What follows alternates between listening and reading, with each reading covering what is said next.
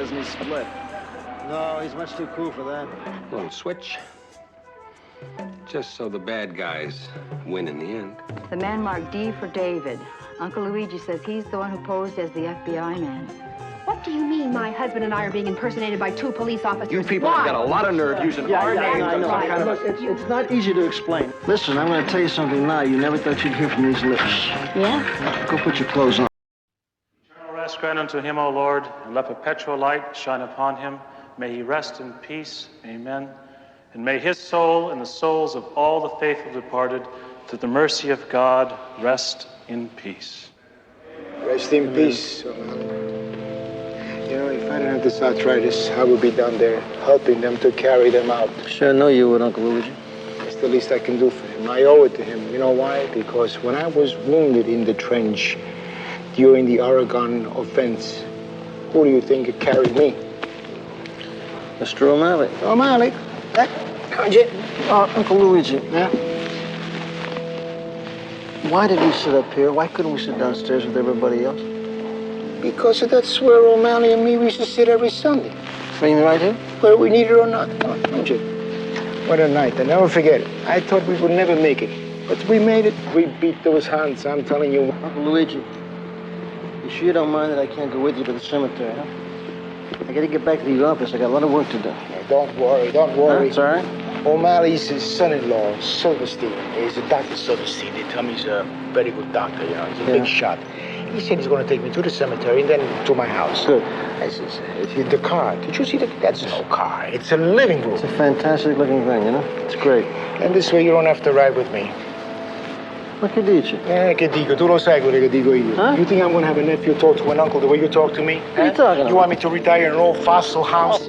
Oh, come O'Malley went when he was 80, didn't he? Didn't he go into a home when he was 80? He told you it was very nice. You told me that yourself. He said it was very nice. I said it was all right for O'Malley, but not for me. Watch your step. Oh, and O'Malley's not Italian. What does he know about food?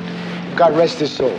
He knows nothing about food, but I do, because I like to cook. That's why. Luigi, I told you, Mrs. Tedesco says she found this fantastic place for her aunt. They got a great Italian kitchen. Guglielmo, tu mi devi capire. Huh? You have to understand that I want to eat the food when I want to eat, if I want to eat, why I want to eat. I want to be free. You are free. It's not a prison, Uncle Luigi. No, because I have to tell them when I come in and when I... Look, the money that I got in the bank, and you know that I got... I know you got the money I can take care of anything. Yeah. I could even take care of you. Sure. You're getting soft, you know? Yeah, I'll give you soft.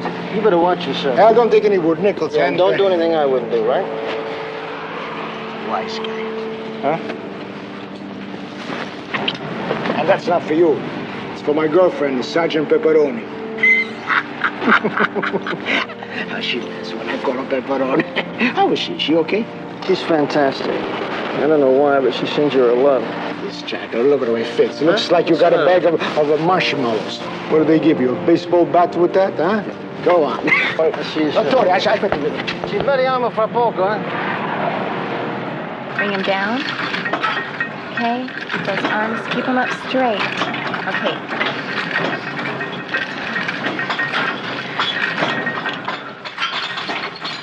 I'm sorry, sir, but males aren't permitted in this section of the spa. It's okay, I'm Sergeant.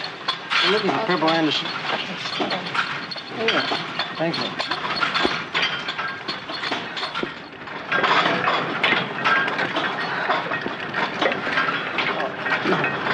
Yeah, that's a little too heavy for you. Let me fix that for you.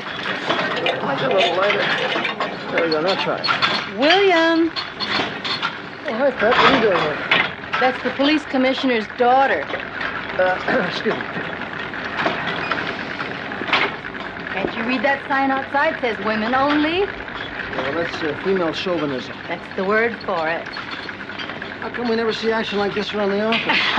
How come you never just pick up the phone and call me when I'm at the gym? Listen, I'm going to tell you something now you never thought you'd hear from these lips. Yeah? Go put your clothes on. That's new. What's happening? We got to get to the airport. Janacek took an earlier flight than he had booked himself on. We got to get out there so we can serve him those little papers. Let's go. I haven't been on the vibrator yet. That reminds me, Uncle Luigi sent you a little something. What? Scusi. He asked you to do that? He sends his love. And you think he's ready for the old folks' home? Hold your horses. Every time I make a cup of coffee, somebody's always ringing the bell. Yes, just 1 minute. All right. Yes. Mr. Louis Conchetta? Yes? Charles Franklin's my name, FBI. FBI? And I am Mario Zeta. Oh, see, Zeta, the Italian. Oh, yes. I am Italian too, My you know. grandfather's side. Oh, very nice. Won't you come in, gentlemen, please? Oh, this is charming. Would you want some anisette? It's homemade. Brings back Good the stuff. old days. Some Oh, no, no, no. espresso. Thank you, Make nothing yourself at at all. home, No, no, no. please.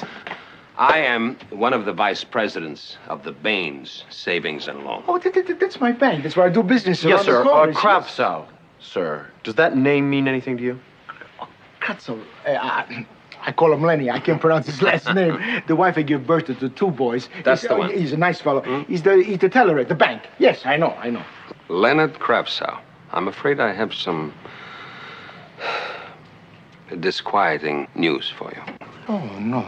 The officers of the bank, with the help of the Bureau, are in the unhappy position of having to investigate Mr. Kravsow. Why?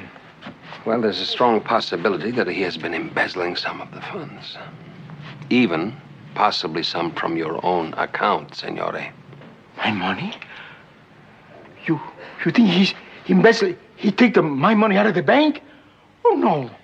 If it is true, you will get all your money back, every penny, I promise it. But we need your help. $18,643 plus interest. My life saving. Mr. Said, I want to know about my money. Exactly. Now, what the FBI wants you to do is to come with us now. Go down to the bank. We will wait while you close out your account.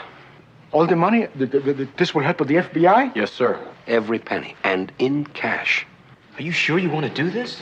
This is all your money, every cent you've got, Mr. Conchetta. It's my money, my every cent. Just like you say, Mr. Tyson. You put the money right in here. Now. But don't let me raise my voice. You get the cash just like it says in the slip. Get the money and count every cent in front of my very eyes. But I really don't think that you should Get it. Qual é? Hey, tesoro, come vai? No, of course your nephew's here. I'm always working hard. What's up? Guess who worked with the FBI today? I don't know. Who? Fanny Fox? Elizabeth Ray? I don't know. Tell me. I work with the FBI. Hey, we catch a crook at my bank. How do you like them apples? What are you talking about? This bank teller, you know, he, come si dice, he embezzled all of my money from the bank. Well, and these 2 men, one very distinguished from the bank, and the FBI, they come here to talk to me, And they asked you to withdraw all your money from the bank while they investigated? that's what happened. Hey, that's the way you catch a crook, methodically. And you come right away, huh? We'll have una celebrazione, and we do something that you like, okay? Yeah, I'll come right over, Uncle Luigi. But I think I just lost my appetite. You know, you people, I don't think you hear me too good. I said Seta. Mario Seta. Seta. Uncle Luigi, what does Seta mean in Italian, huh? Silk, right? Okay, now look, these con guys, they're very shrewd, they're clever. They get their kicks out of leaving their trademark on their work. A guy becomes Italian, so he changes his name from Silk to Seta. To Golly, Yeah. Hey, Randy, come in. This is Randy Carroll from our Bunko division. This is my uncle, Mr. Conchetti. Mr. Conchetto, about what's happened, I'm very sorry. Hello, Mr. Sorry. Meet Mr. Stupido. Is that the picture? Yeah, this is Chamberlain. He's slick and he's fast. I think he's our man. Luigi, come here. I want you to look at this. Please. No, more. Uncle Luigi, come on now, look at this. Just take a minute. Come on, look at that. Is that the guy who took your money? No. Huh? Jesus, Giuseppe Santana Maria, this is not the man. Well, the man that I said to you before is much older. He's got the mustache, distinguished, is Italian. This guy's a crook. This is not the man. Okay, I'll take you home, Uncle Luigi. No. You give this to the young lady. Say thank you very much, and I'll be alone. Thank you.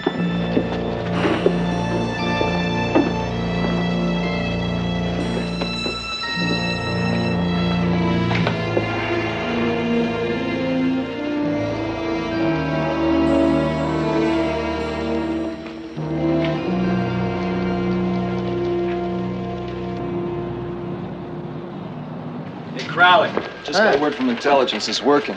What's working?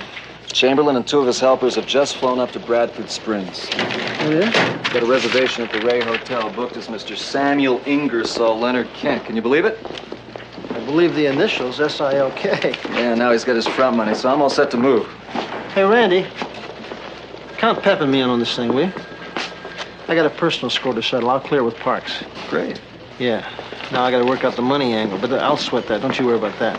Yeah, okay. Yeah, I've got to find myself a wife fast. We've set Chamberlain up to be on the lookout for a Mr. and Mrs. Collins, rich and classy. Rich and classy. What about Mary Lou up in R&I? That's a classy type. No way, she got a husband. I was kind of thinking of Kate Lindsay, Works Vice. You know her? I know her. Pretty girl. Very efficient. Yeah, very efficient. And pretty. And single. Yeah. Single. Yeah, well, but very efficient. Yeah, I said that. See ya. And single. Mr. and Mrs. Larry Collins? That's right. From Coos Bay, Oregon. Oh, yes. We got your wire. I'm sorry there are no suites available at the moment. Only choice doubles. See what you can do, okay? See, this is our second honeymoon, and there's nothing too good from a bride here. I'm sorry, Mr. Collins. There's nothing else available. Oh, great. First my luggage gets lost on a flight. Darling, we can't fight fate. The man said a double. We settle for what he's got. And don't worry about clothes. I'll buy you a bikini. Thanks a lot. I need a dress. First things first. We'll take it.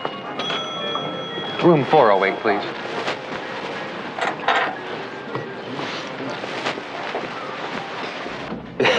Yeah, you heard me right, Glenn. I said 1,000. On to Copo and the third to show. 1,000.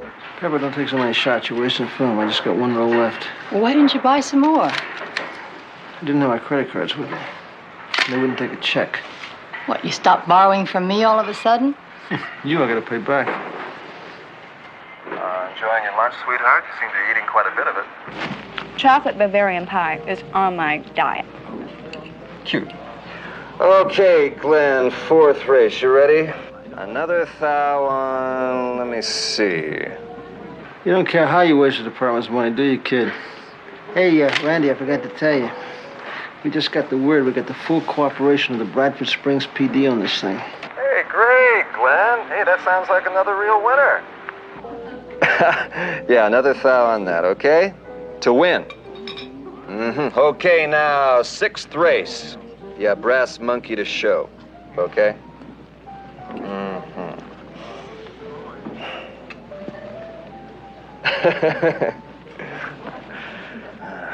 Okay, Crowley, we can knock it off. Our audience has just walked out on us. Yeah, I can see that. Okay, nice going. Right. We strike out? No, Chamberlain's still circling the field. He just hasn't landed yet. But when he bites, you'll know it. Sweetheart, you can stop eating now. Are you kidding? Very rarely do I get to eat caviar and duck l'orange. Hey, I've got a terrific idea. Let's go up and take a little nap. I got a better idea. Why don't you go up and take a little nap?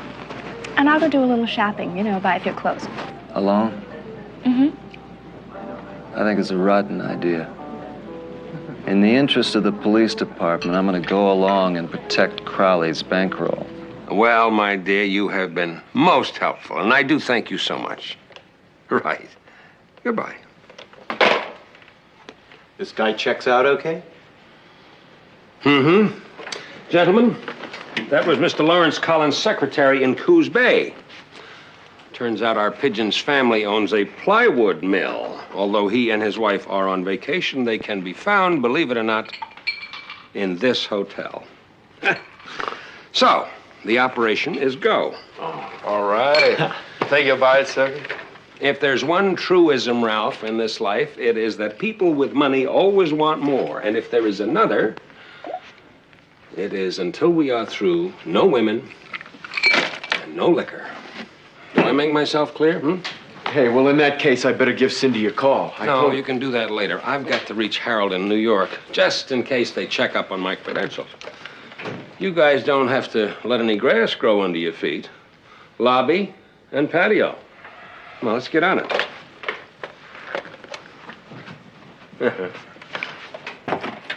You know, I'm beginning to enjoy playing with this thing. Huh? So the hint for your birthday? Or Christmas. Well, I guess that's it for now. Where are you going? To my room to take a shower. Well, listen, why don't you just take a shower here? Bill. Oh, really, I'll take the film out. We'll see what develops. See you later. Call me if you need help with the explosion. Yeah.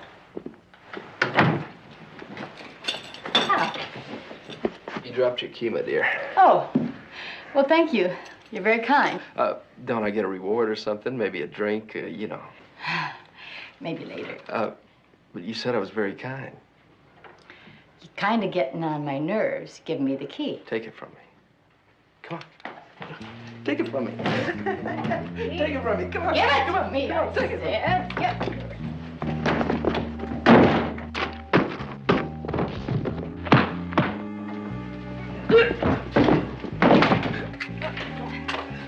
Okay, that settles it.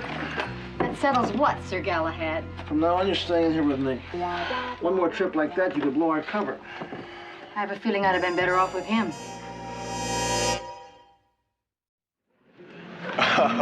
Crowley's really gonna be knocked out by this. $224 for a dress. Well, I had to have something to wear. Besides, if he finds my suitcase, he can take the dress back.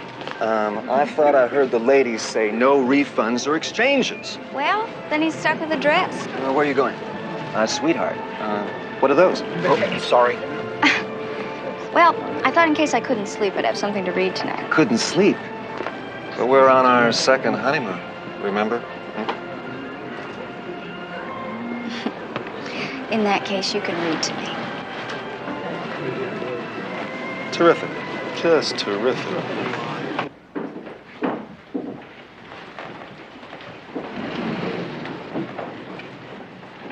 What's the matter? My pocket's just been picked clean and beautifully.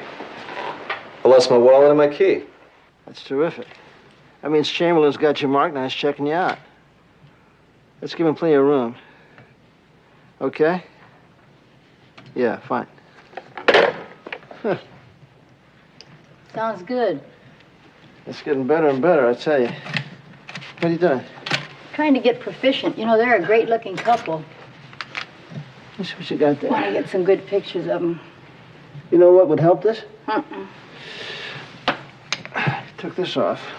Where are you going to call this shot? Midnight in the coal chute? Answer the phone. Hello. Yeah, Pete, what's up? When? How is he? Pete and Joe found Uncle Luigi unconscious on the floor. Where's he now? Have they contacted his own doctor yet, Pete? No, well, let me tell you something. Now, this has happened twice before. It's his high blood pressure. Yeah. Now, just tell the doctor that. Okay. I'll hang by the phone if it... Yeah, give me a call, will you?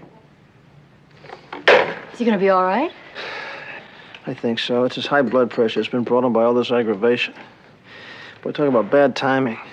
Bill, why don't I go back? You're more important here than I am. And if anything happens, I'll call you and you break off, all right? Would you, Pep? Do you mind? I love him too, you know. I'll get your reservation on the next flight. Damn. They don't have a suite yet, or your suitcase hasn't shown? Both. Hey, look, it's not that bad. I don't mind sleeping in the buff, so you can have my pajamas, right? Wrong. Who is it? Mr. Kent, I'm a guest here. I have something that I think belongs to your husband. Pull up. You found it. Outside the elevator on my floor. I, of course, have to admit, Mrs. Collins, that when I realized it belonged to the husband of that gorgeous lady I saw out by the pool today, well, I wasn't going to let some bellhop return it. Besides, he might have been a little bit too greedy. Oh, it was very sweet of you to return it yourself. Darling? Darling? What? Mr. Kent found your wallet. My wallet? Well, sir, I certainly thank you for I hope this. there's nothing missing. No? Gee, let me tell you, Mr. Kent. Oh, please, please. Samuel. Samuel. Hey, I really appreciate this. I mean, not too many people will go out of their way to do what you did. You know, make the effort to bring it back intact. Tell me, sir, what is your favorite restaurant in town? Well, I usually dine at a supper club called L'Etoile. Then that is where we're asking you for dinner tonight. That's a super idea. All right, I'll accept. But on one condition, that you are both my guests. All right? All right. Terrific. 7 o'clock tonight in the lobby. You got a deal? All right. Bye-bye.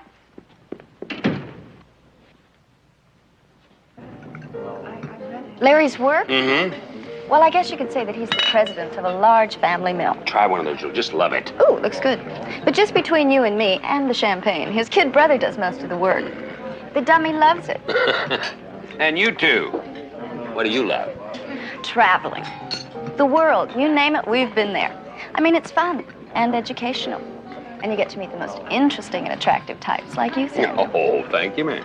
But I should say about Larry, he's very bright in business, too, you know. I mean, innately, he likes a good thing. Larry, you son of a gun, you. You certainly did marry an attractive girl. Oh, don't I know? Well, thank you both, gentlemen. I'm afraid I've just been telling Sam the story of our lives. Well, how about you, Sam? I mean, what do I do? Mm-hmm. Well, I'm on the finance committee of Coast and Southern. We check out small businesses that seem to be going under. With our resources, we're able to buy them up.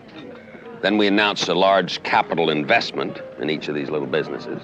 When the stock goes up, why, we sell out. They're probably setting up the rag gambit right now. I'm sure they are. Rag gambit. Hold it, guys. We lost Katie. That's an updated version of the old big con known as the store.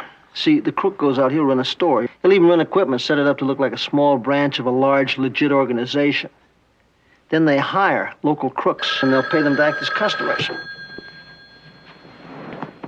Yeah. Pepper. Oh, good news, Bill. I just talked to the doctor. It was a combination of high blood pressure and, as you said, aggravation. But his blood pressure is nearly normal now. He's okay, then? Well, he pinched me twice so far. Then he's fine. Would you get that old faker out of bed? Incidentally, they hope to be able to send him home tomorrow. Okay. Yeah. Yeah, just watch yourself. Sure. Bye-bye. That was Pepper. My uncle's okay. Ah, that's terrific. It's getting a little late. You two got a heavy day tomorrow. What do you say we all hit the sack? Hold it, Anxious. Give me about 20 minutes. Thanks, Crowley. What did I say?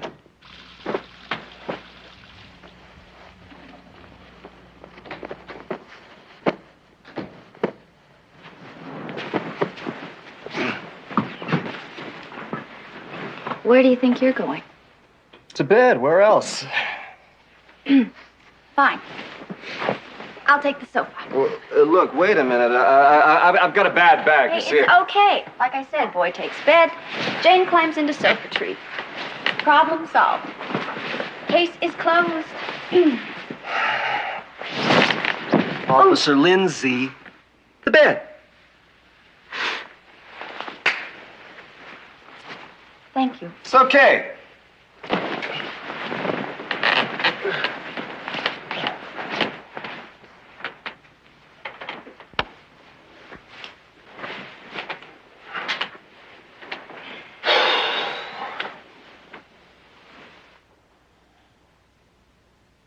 Good night. Night.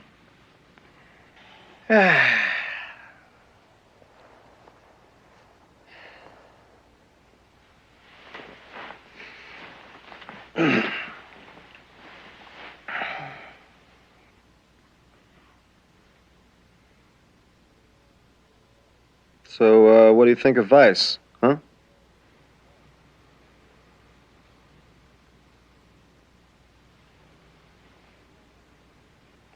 Is that a professional question? Considering the circumstances, yeah. It's okay.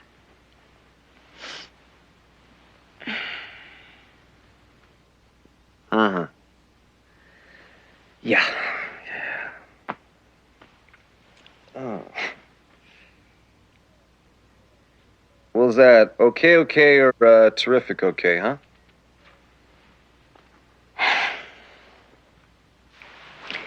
Look, if you like busting pimps, which I do, it's terrific okay.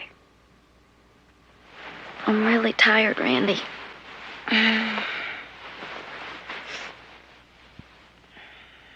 Hey, I'm not tired. Come on, tell me more, huh? You, Vice, you. What is Vice?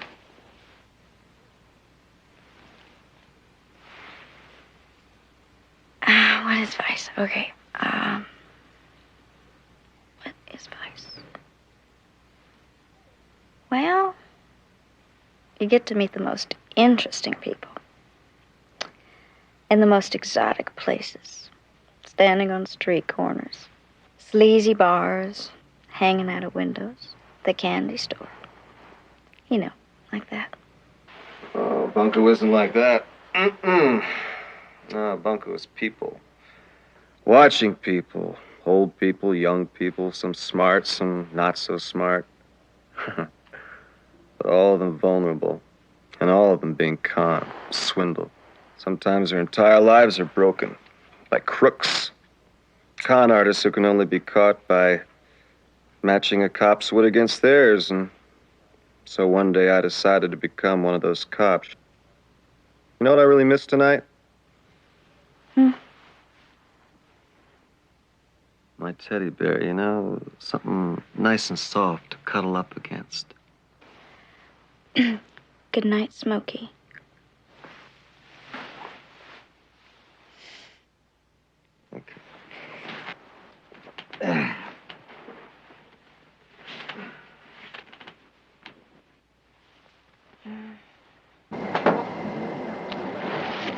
Where are those reports? Come on.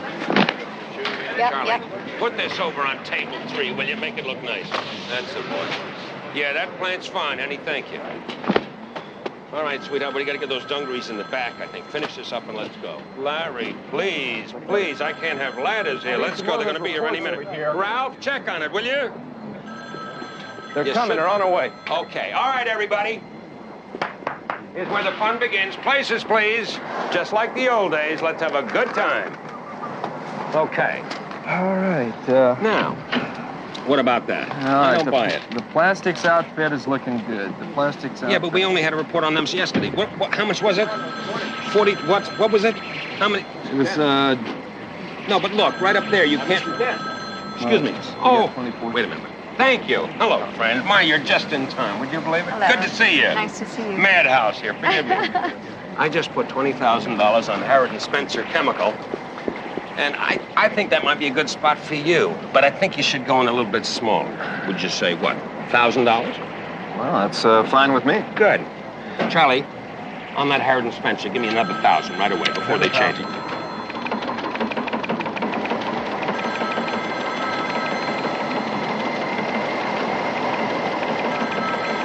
Wow, this is incredible. Hey, look, it is incredible. See that last little clickety-click over there? I just made myself $40,000. And you, my friend, are $2,000 richer right now. Samuel, I don't believe this. It's true. I mean, I'm involved in a business myself, and I'm aware of a few loopholes here and there, but come on, man. This is a license to steal. Larry, No, honey, I understand how he feels. How come you're laying this on me? All right, I'll be honest and pragmatic with you. I've checked you out, Larry, both of you. You're my kind of people. I just happen to like you, that's all. And the bottom line is? I think that you and I could form a very healthy and profitable relationship. I mean, I don't know what the future holds, financially speaking, but it looks pretty good to me. Well, I don't know. It sounds honest enough and pragmatic enough, but I don't know. I tell you what, you and I will have dinner again tonight at the hotel, the three of us, and we'll talk about it. And if nothing comes of it, fine. At least I've enjoyed your company. Okay? Okay. Look at her, she's going crazy. Sweetheart. Come here. Charlie, give me something nice. I don't know, perfume, something good. Oh, the little lady wants to break into the business. Come on. 1, 2, 3, 4, 5, 6. Is that it? Okay. There you go. Thank you very much. Okay. Yes, may I help you? Yeah, we'd like a room, please. Mr. and Mrs. Lawrence Collins. Collins, and you're from? Coos Bay, Oregon.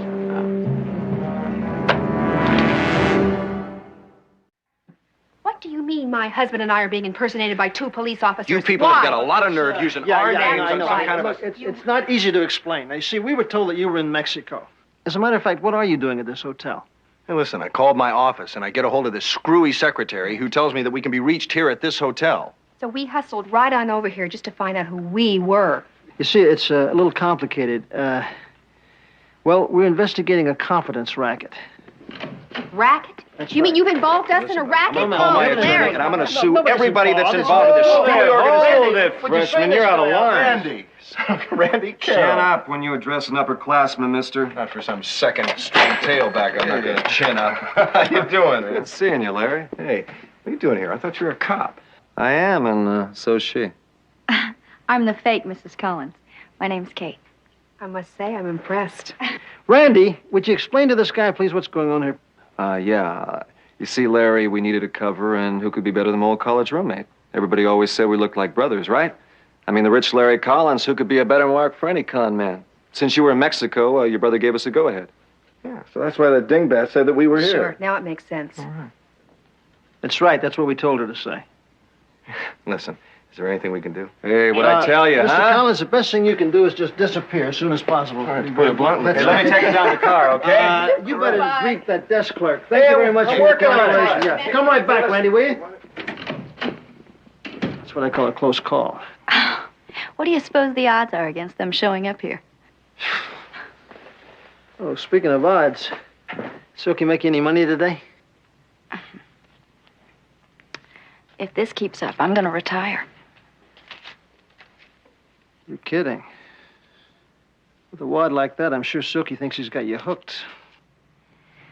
When do you think he'll pull the string? And the secret is to get the sugar thoroughly blended into the rum. You see, that's what you have to do. I got that from this Scandinavian chef in Stockholm. All right. Hey, would you get that for me, please, Larry? Now, what you do is you ladle it very carefully. You don't want to put it on there too fast. Right even on each one, like Sam? this, see? Yeah. Long distance. Oh.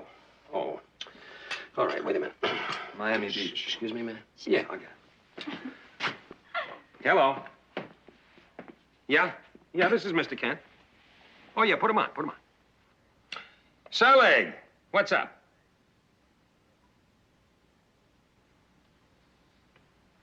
Well, they can't do that now. Look, can't you stall him for just a little while? But listen, you can block it for 1 full day, can't you? Yes, the whole bundle, 100,000. I'm buying the lot. Look, throw him out. I don't care about Norman or any of his friends. Right. You heard it.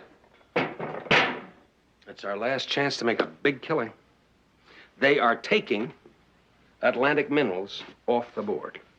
We'll sell out at 50,000. You'll make 300% net profit on your money. You in? Larry, that much. And tax-free. And we can't lose, can we, Samuel? No. I didn't quite say that. But I think the odds are stacked pretty strongly in our favor. Larry? Sure, why not? Of course the money will be marked. Tell them they'll get it back. Tell them they'll get it back with a nice dividend. I'm talking about Chamberlain. What other dividend? Dinner. Captain, I tell you what. You get me the 50 grand. I'll spring for dinner at Mozzarino's. That's right. Okay, thanks. Talk about blackmail. Okay, Randy. You can pick the money up at the airport at 10:30. Yeah, we'll probably end up with a caseload of worthless certificates. Then what? Then the important thing is to get out of there.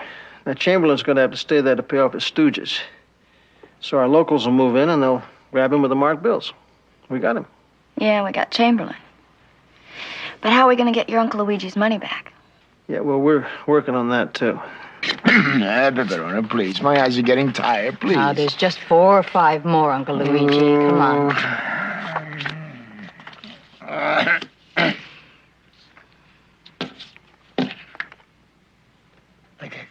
him. That's the fake FBI. That's the one.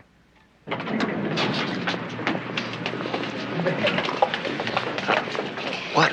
What is it? Do you know who that guy was? What? Who? Do you know him? Yeah, he busted me on a pigeon trot. He's a cop. Are you positive? Cindy swears he's a bunco cop. He busted her once. Yeah, well, I think we're being set up for a tour in the slammer. Oh, now, gentlemen, let's not panic, shall we? Silky, if he's a cop, the smart thing to do would be to quit now. Mm-hmm. Maybe you're right. But, before we do, let's just review the bidding, shall we? First, why didn't the cops simply come up here and arrest me? I'll tell you why. We haven't taken a nickel yet. They've got nothing on us. All right. Second, then what are they up to? Could be a setup, using police money. But in that case, they'd have to catch us trimming the mark. In a way, they could be trying to con us. You know, it's funny, gentlemen, but in this particular venture, we could end up being the mark. Yeah, well, I don't like it. On the other hand, we know that they're police, and they don't know we know. So we have an advantage, right? All we need is the little switch, just so the bad guys win in the end. 41,000. 2,000.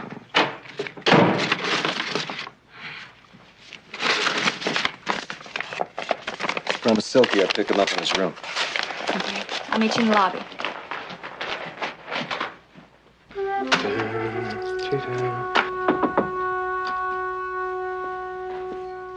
Be within just a minute.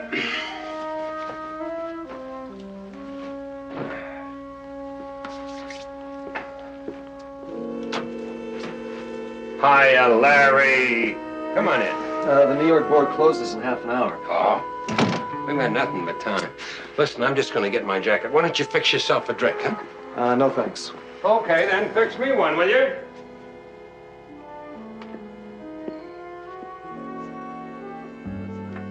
Scotch be just fine.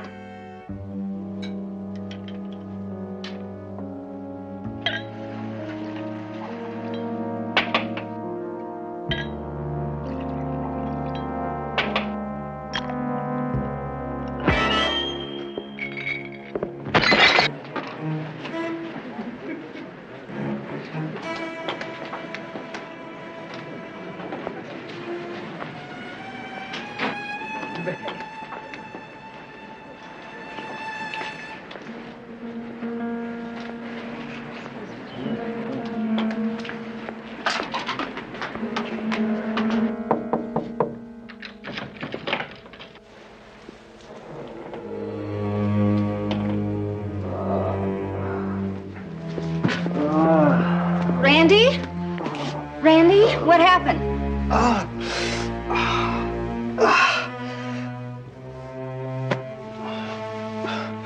Oh, the money's gone. Where's Chamberlain? Oh, a million miles away by now. I don't know. You too, Larry? Oh, no. My money, it's all gone. What are you gonna do? Operator?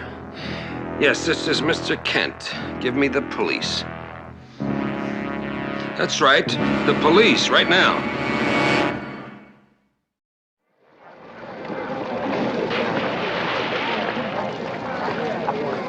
Why doesn't he split? No, he's much too cool for that. It's a lot more fun just to bluff it out. What are we gonna arrest him for? In case we want to check him out, he's got some phony front ready for us. Give him up time to make us move. Sure. He's so cool with Kate down there, isn't he? Yet I know he knows who you are. I don't know how he found out, but he found out. Guess we can't help it now. I'd hate to be around when you tell my boss the city's out 50 grand and we couldn't help it. Yeah, Randy, let me tell you something. I'm in charge of this case. Now, if any heat comes down, I'll take it. Yeah, hello. Yeah, Pep, what's up? Bill, I've been trying to get you for a couple of hours. Take a look at your copy of photograph 17. Wait a minute, Pep, let me get it. Take them. I took them already. Not those, the other ones. Take These two ones? of the yellow ones. Yeah, that was, okay, I got it, 17. The man marked D for David. Uncle Luigi says he's the one who posed as the FBI man. Is he sure about that? Just a minute. Swallow it. Get him down. He's pretty sure, but I think if he saw him in person. Pep, listen, wait a minute, let me get the flight schedule. Who's he? It's probably the guy that caught you. What? No, I was talking to Randy. There's a flight at 3 o'clock. Get Pete and Joe and get on it. Bring Uncle Luigi with you. Chamberlain's sitting it out, but I don't know for how long. Your uncle's up to it. And then some. Listen, don't worry. If Uncle Luigi can pinch, he can walk. We'll get there. Good, I'll see you later. Hey, this is beginning to fit now. Chamberlain wouldn't keep the money with him. No, D for David's got it. Well, they brought you in, too. What's new? Mr. Kent? Yes. I'm Sergeant Pinkerton. Chester Oliver Pinkerton. How do you do? spoke on the phone, sir. Yes. You want to come this way, please? You mentioned something, Sergeant, about some developments. Yes, sir. We think we've identified the man who robbed you. His name is Charles Franklin, and he's wanted for a bunco fraud in Las Vegas and San Francisco. Oh, but this was armed robbery, Sergeant. I understand confidence men avoid that sort of thing. Well, as a rule, that's true, sir, but $100,000, here we go. You have to admit, it's quite a temptation. This man was spotted hanging around your hotel this morning. You recognize him?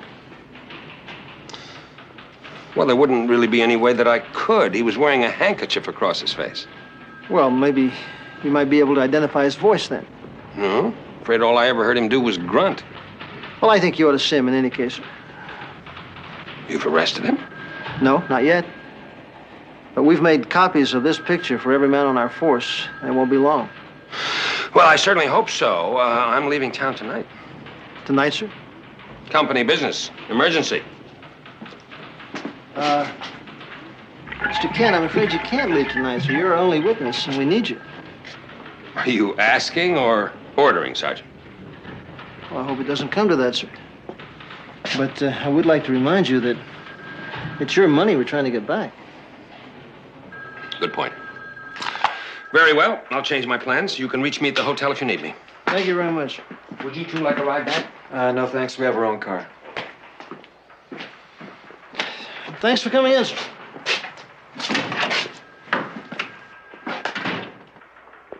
Well, boys and girls, this is where the rubber meets the road. Jeez, about town. Starving to death.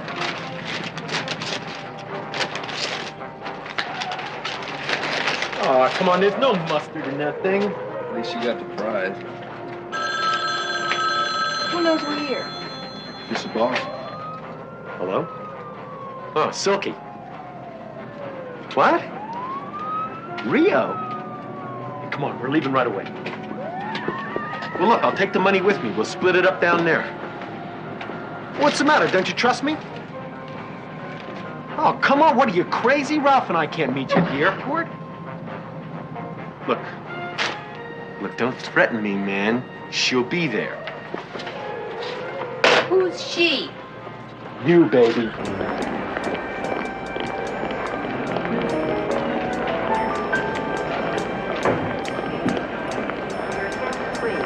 Flight 69, flight 69 for Miami, now loading at 812.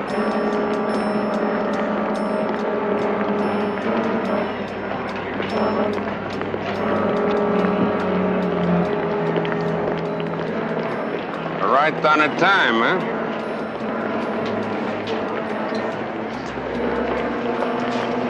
Okay, give me the suitcase. Hey!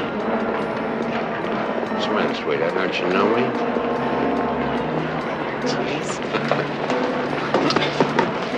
Well, after all, Mr. Kent, weather's getting a little bit warm. What are you and Chuck gonna be doing?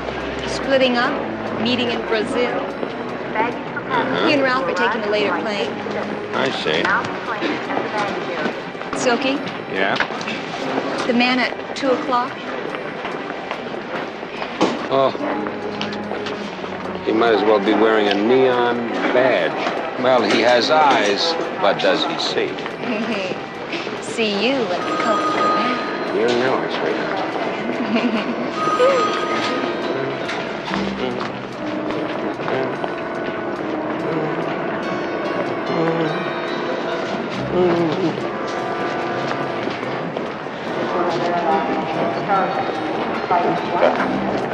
Excuse me. I beg your pardon.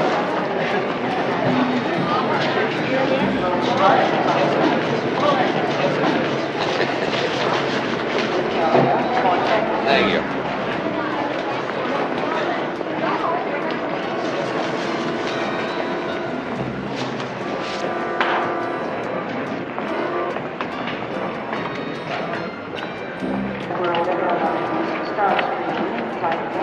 Rio de Janeiro. We'll have to check your passport. Everything is in order. Mr. Cedar.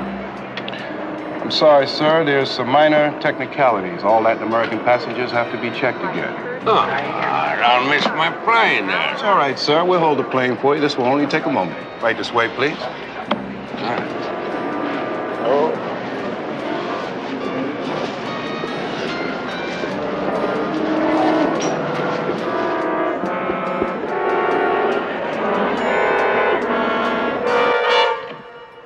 This way, please. Buongiorno, Mr. Seta. I don't believe we've met, sir. What's going on here? Cooler, Mr. Chamberlain. We busted your 3 buddies, now we're busting you. You're under arrest.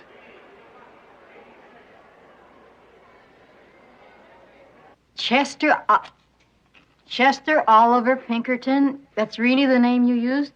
Look, I figured there was a little poetic justice to it. Figure it out. Chester Oliver Pinkerton, C.O.P. Cop. Oh, You got thank it? you, teacher. Let's get in and celebrate, okay? That's why I'm a sergeant. Here you go. Brandy? Get the wine press. I want to make Here a you toast. go. Okay, Oh, thank you. Thank you. And what about me? No. Well, what about me? It's my vino, No, no? we haven't forgotten about you, Luigi. Here's your drink. Oh, what's this? Cream soda. It's delicious. Cream soda. Hey, what am I going to do with the cream soda? Doctor's orders, sorry. Okay, doctor, a doctor. If he was a doctor, he stops a man from having a glass of wine. But that's all okay, Chai. Look, I have something that'll make you happy. Get the envelope. All right. Yeah. Give it to him. Here you go. Here you go, Uncle Luigi. What is this, eviction notice? Open that. You know what that is? That's a check for your money. Awarded to you by the court from the monies recovered from Chamberlain and his friends. My money!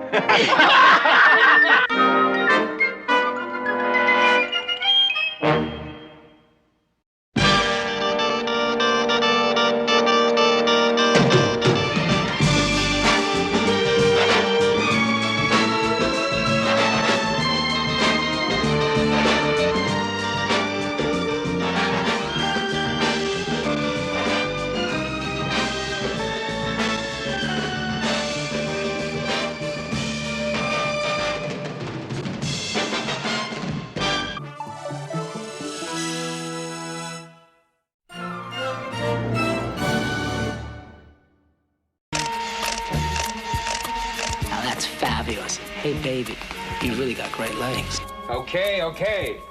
But I don't think she's a model either. A cop? Hey, is my little Cheryl in a snit? It couldn't be that new girl in town, could it? I think we can work out an arrangement for commissions. What about the Liz agency? Dead. Darling, you're early.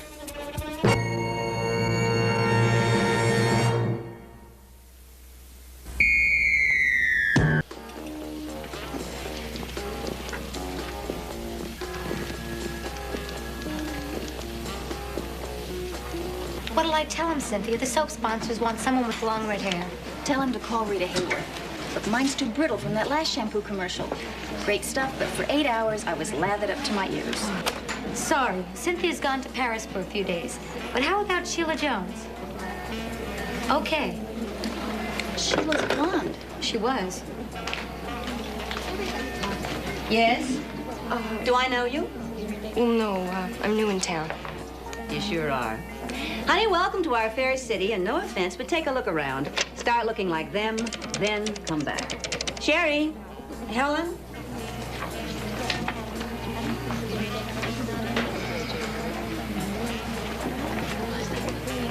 Oh, excuse me. Could you tell me, is that the Liz Adams? That was the Liz Adams. 90 years ago, give or take. Well, Bernie, what's your candid opinion? What's yours, Liz? Too fat, too much eye rouge, too blah. And I hope her face breaks out in terminal acne, the little ungrateful snitch. She thinks the John Paul Agency can do more for her than I can. The agency can't. But John Paul can. That's the only reason Cheryl Bell would sign with him. How else could he get any of my girls? On second thought, make that not too bad a case of acne. She'll be back, begging me to sign her again. Once John Paul finds a newer model and starts asking Cheryl to pay her commissions in cash. When she does come back, I think I'll ignore her for a few days. And then very reluctantly, I'll agree to handle her again. But only if she loses 10 pounds. Let her suffer. Let her not eat cake. Cute. What? Greg Peters on line 2. He wants to talk to you to find out what's wrong. Greg, darling. My girl tells me you're all in a dither, as well you should be. I see you're hiring models from John Paul. My cast-offs. Liz. Get serious. The magazine absolutely insisted that I hire Cheryl. I had no choice. I had to deal with that guy. Now, your bookers tell me I can't have any more of your girls? I'm off limits? Greg, dearest, let's just put it this way. Until you decide to deal with me exclusively, suck eggs. Drop dead! The new Midge look. Well, what do you think? Oh, I don't know. Oh, come on, it's gorgeous. Look at it, it's just perfect for you. I don't know, I think I prefer the pepper look. What are you doing here? Oh, I just came in for a perm. How do you like my new hairstyle? It's gonna be terrific with a layer around your neck. What? You mean Barnes finally approved my vacation? Starting Saturday morning, you are gonna go braless and badgeless for 2 glorious weeks. Badgeless? Uh-oh. Andy, steel yourself. I'm Steele. Come on. Say hello to my partner, Sergeant William Crowley. William? Andrew? For the past 2 years, you have been combing out a policewoman. Police? Don't worry, I can't bust you for gossip. Now, tell me what you think from both of you. For Hawaii. I want the truth now. For Hawaii? Let it all hang out. You're not gonna need me over there. You don't like it, do you? I think it might be nice on Pete. Buzz. Don't run away.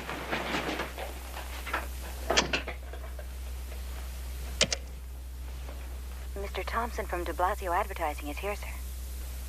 Yeah, well, give me a chance to catch my breath, huh? And send him in.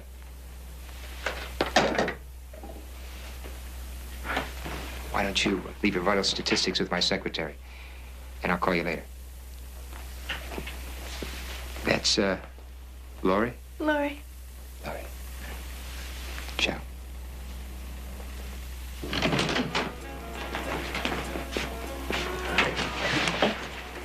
New? From Seattle.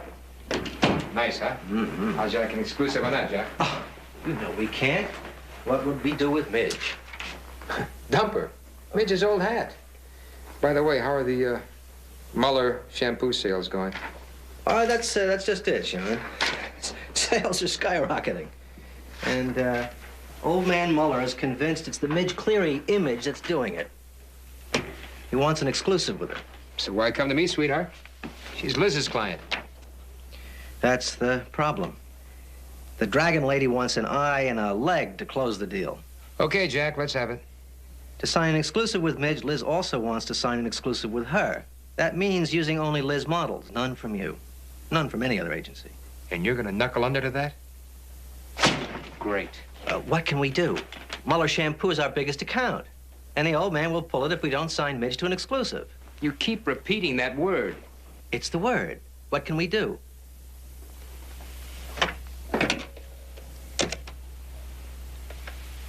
Yes, Mr. Paul. Get me Liz Adams. And I want Liz Adams personally, not one of her flunkies. Tony, you do not seem to understand this is a business I am trying to run. I seem to recall that I am a part of that business, Elizabeth. Yes, a very active part. After hours. Look, love, I enjoy the company of beautiful women. That has never been a secret. Well, just leave my girls alone. Especially the night before a job call. Adriana came in this morning a wreck. I had to replace her at the last minute. Look, can we continue this discussion some other time? I mean, you're busy, and I do have to be running around. Tony, I'm warning you. Leave them alone. Yes. John Paul on the phone. Put him on. John, what's on your mind? You, beautiful. And a friendly chat over lunch or dinner? Well, I'd love to, except my calendar is all filled up. So's mine, sweetie. That noise you just heard? That's my calendar being cleared. Tomorrow night. Tonight. Tonight. My place. 8-ish. We'll have cocktails. I'll bring along a bottle. Something light and charming. That'll be nice. John, for our little chat, I think you ought to seriously consider the possibility of a merger between our two agencies. The money will be obscenely good, and you'll still have your crumbs to play around with. See you tonight, darling. 8 sharp. Ciao. Ciao. Oh, I've got you hanging on the ropes, and there's nothing you can do about it. Darling.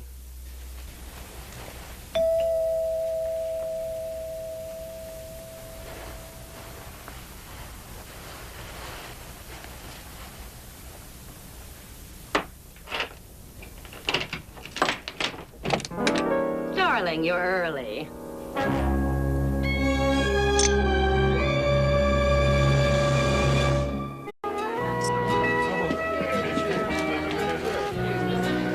Hey, Bill.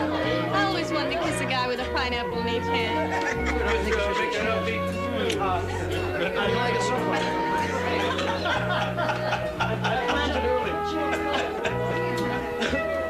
Stay off the grass.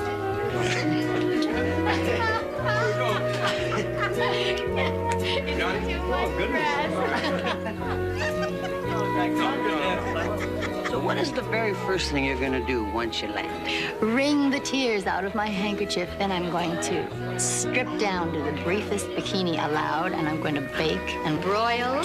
And where is my drink? Ah, bless you.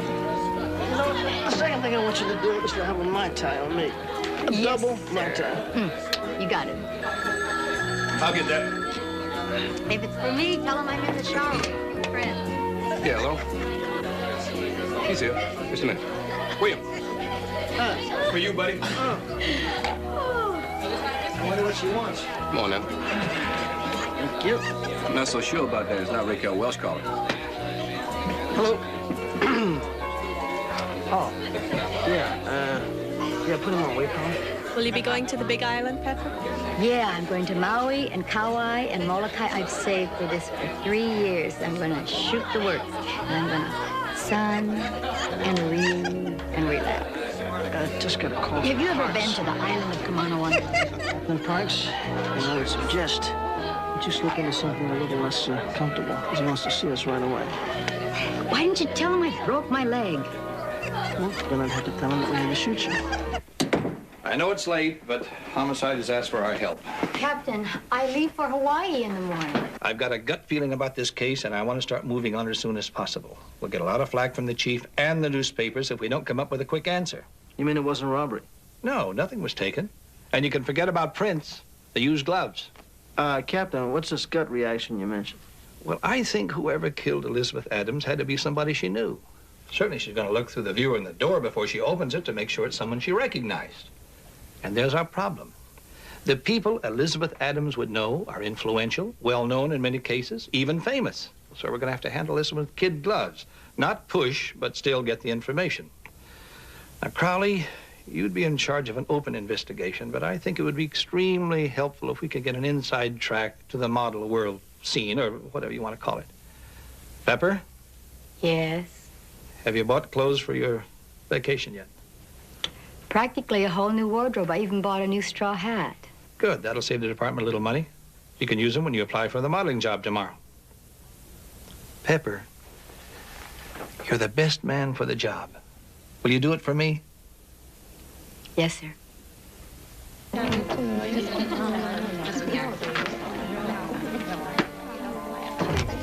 I'd have to guess New York, right? No, most of my work was in the San Francisco area. Well, this is the best portfolio I've seen in months. Great look, great legs, but, excuse me. Jean Paul Agency? Yes. Wait, let me put K on. Casey, can you grab line 3? It's Vimco deodorant. The gal you sent over has flabby elbows. Actually, we're not taking on any new girls at the moment. You know, I'm sorry to have to say that, but on the other hand, Lido Panio, strictly COD. I mean, if you're right, good. If you're not, no reimbursement for the inconvenience. You have to do that with new girls, okay? All right. Name? Pepper. Piper. Pepper Piper picked a peck of pickled peppers? Stuck in his thumb and pulled out a plum. Very hip. Good identification. Here, fill in the rest. Here's the photographer's name. He wants you there at 11. Sharp. Today? Yes. Oh, thank you very much. I really appreciate it. My pleasure, Pepper Piper. Pepper Piper, San Francisco. Great folio. Among other things. Ready? Blast away. Fabulous. You look gorgeous. Now lick your lips. The dress is divine. You are a major beauty. Woo! Hold it. Great. Great, sweetheart. Hold it. Perfect. Let me focus. Got it. You got it, baby. Nostalgia's in. Give him a little bit of the 50s and you got it made. Did Liz Adams start this way? No way, baby. In her day, a bit of stocking was thought of as shocking. Now, that's fabulous. She's not that old. Liz? Like Methuselah, she lived 900 years too long. I get the feeling you didn't particularly like her. Who did? Why's that? Because she was trying to be a monopoly, and nobody likes that. Now, sit down for a minute and take it easy. Good old Liz is gonna have the biggest funeral this town has seen in years. Well, how? Nobody liked her. That's just the point. We're all gonna show up to see if she's really dead. Then we can all rest in peace. Amen. Hey, baby, you really got great legs.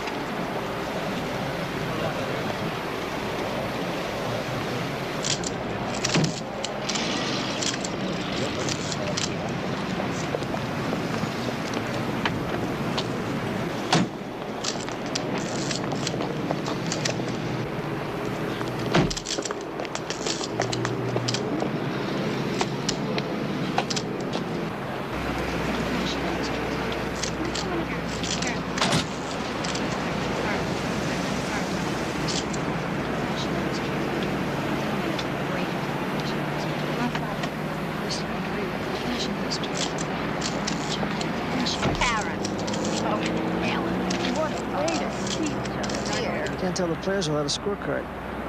The one in black with the white blouse is Eleanor Pom-Pom Simpson. The one in the black cape is Karen Chi-Chi Hagenson. Sound like a couple of strippers.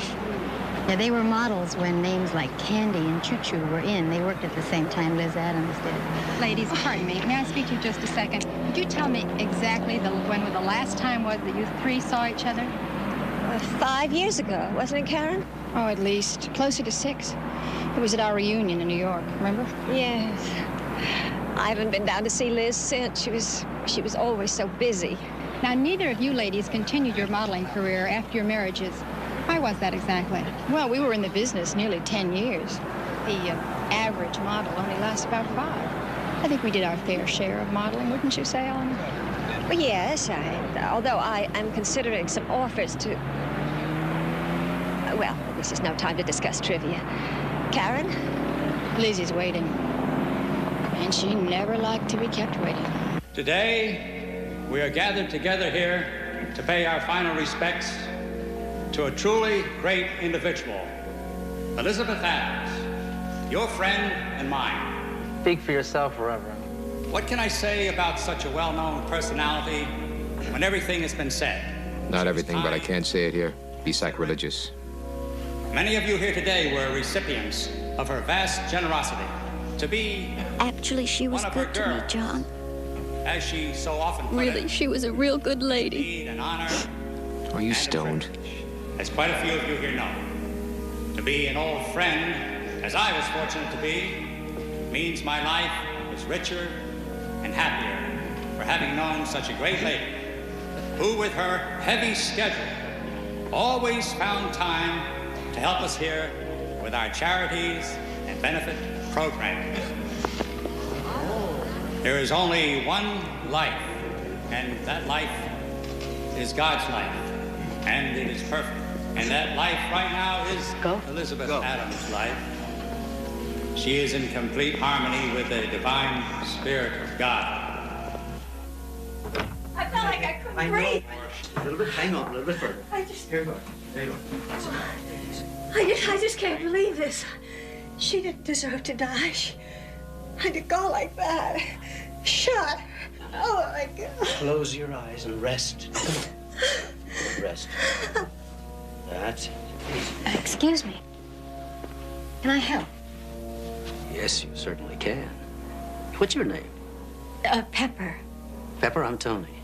And yes, you can help me. I warn you, I just may go into shock if you don't join me for dinner tonight. Seriously, Mr. Mann. Say, Eleanor? Oh, don't take this seriously. She still calls it swooning. It's quite calculated, I assure you. Couldn't I get her a glass of water? Sherry, if that's still her favorite, would bring her around quicker. But I suppose you can't get any wine in here unless you go through proper channels. Hey, she's coming around. Hope you do the same. Come around, that is. You know, I've got a really fun yacht. I've heard. So you said no to a yacht? It was easy. Well, maybe you should have said yes. Why? Because I checked the guy out. Listen to this. Anthony Mann, 55 years of age. Loaded down with real estate money and oil money and money. Married 5 times to date. First wife, Elizabeth Adams. Say that again? I didn't stutter, sweetheart. Just married our victim. Well, he certainly didn't act like a husband at a wife's funeral. So he probably forgot he was ever married to her. You know, a guy with all those lovely little ladies, it's hard to remember anything. He bankrolled Liz Incorporated, which probably means he still has a chunk of the action. I'll check him out. Yeah. Now, what about Greg Peters, your friendly neighborhood photographer? You know, I hear he hated the lady. Yeah, well, I'm running a check on him. His alibi is he was at his mother's for a weekly dinner, but we'll see. Okay. I think I'll work on some of the models. Yes, I'm sure you will. You know, as far as I'm concerned right now, the #1 suspect, motive-wise, is John Paul. Okay, why? According to the scuttlebutt in the industry, he and Liz Adams hated each other worse than kids hate castor oil. I think I'll try to get a line on him from his girlfriend. Did you ever get a name? Cheryl Belle. Sorry to keep you waiting, Sergeant Crowley. Well, you really should have called. I can't expect a girl to always be presentable. I'm sure you always are, Miss Bell. Well, almost always. You want some wine or something? Oh, no, it's a little early for me, thanks. What was it that you wanted to talk to me about? I want to talk to you about Liz Adams. You worked for her, didn't you? Yes. I guess you heard we had a fight when I left. I heard something about that. Yeah. That wasn't as bad as it sounds, Sergeant. Lots of models change agencies every day. You're John Paul's girlfriend, isn't that right? Yes. I'm going to ask you something straight on, Miss Bell. Do you know if John Paul had anything at all to do with the murder?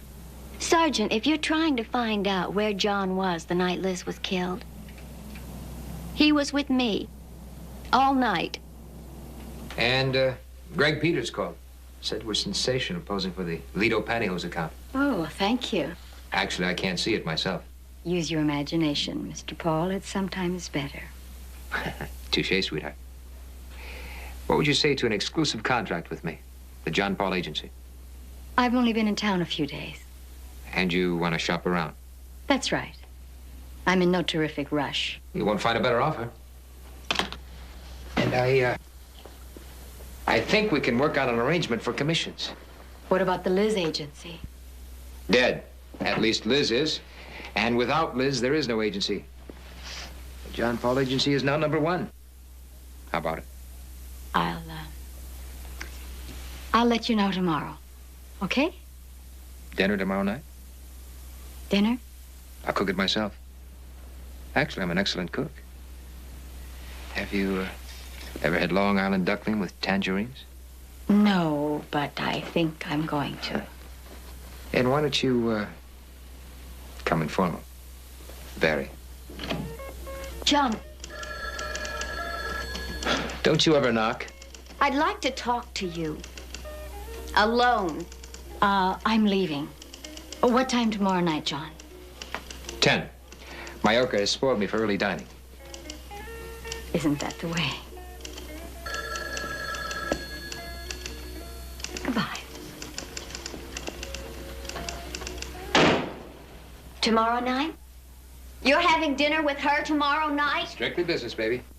Can you believe anyone that looks like that, an advertising executive? Could mean a big account for us. What's her name? Mrs. Piper. Mrs.? Mrs. A very happily married Mrs. You know, the first thing she walked in and showed me a picture of her husband? Better looking than me, if you can believe. What agency is she with?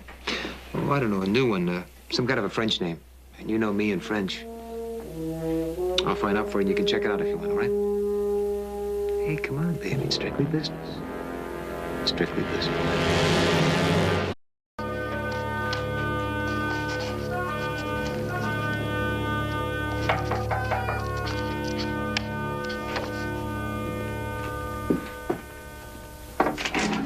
When will the agency be opening again? Well, tomorrow, hopefully. What time? You're not one of our girls. No, but She should be, Bernie, most definitely. Good morning, Mr. Mann. Good to see you. Miss Pepper Piper, right? Right.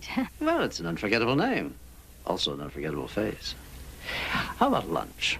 On dry land. Now, you can't refuse me twice. Well, Good. That smile says yes. I couldn't take a frown for an answer. Not this time, anyway. Come in, Miss Pepper, please. Thank you. Would you mind waiting in the reception room for just a minute while I talk over a little business with Bernie? Of course not. We'll use Elizabeth's office. Sure. Don't go away. This won't take long.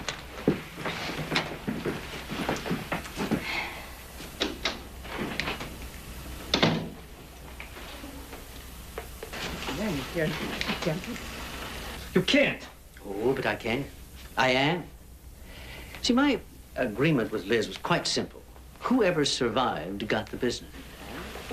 Survived?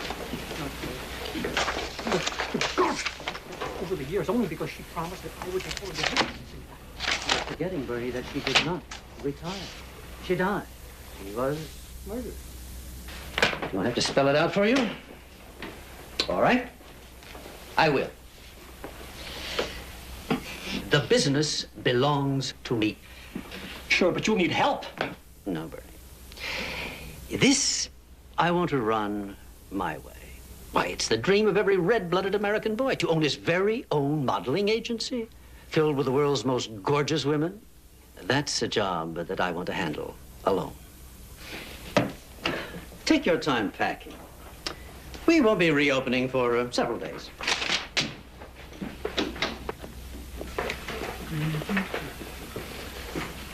She was really beautiful. A magnificent first wife. Ready for lunch?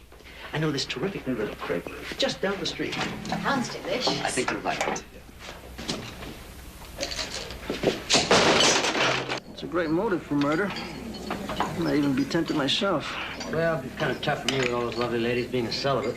What you gonna have, a hamburger, Pepper? Oh, after all those crepes, Tony made me try about 20 different kinds.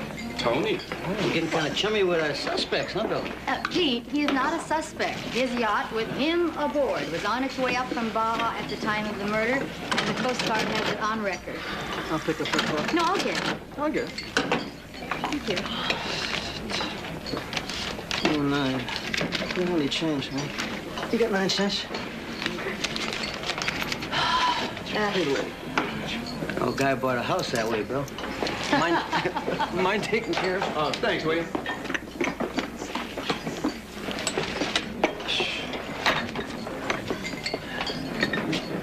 Pepper, you saw Eleanor Simpson's and John Paul's names on Liz Adams' incoming telephone calls, right? Yes. Well, that means both of them must have talked to her the day she was murdered. Wonder why. I don't know. Eleanor Simpson's call came from San Francisco. It seems they talked from time to time. I checked it out. Girl talk, probably. How'd you check it out? I called San Francisco, talked to the maid. Why'd you talk to the maid? Why didn't you talk to her? She said the lady of the house has left for her cabin near Vancouver, and she left right after the funeral. Maybe I can find out why John Paul called her that day. I'm seeing him for dinner tonight at 10. Maybe you won't have to keep that date. I just may run interference for you. Are you sure?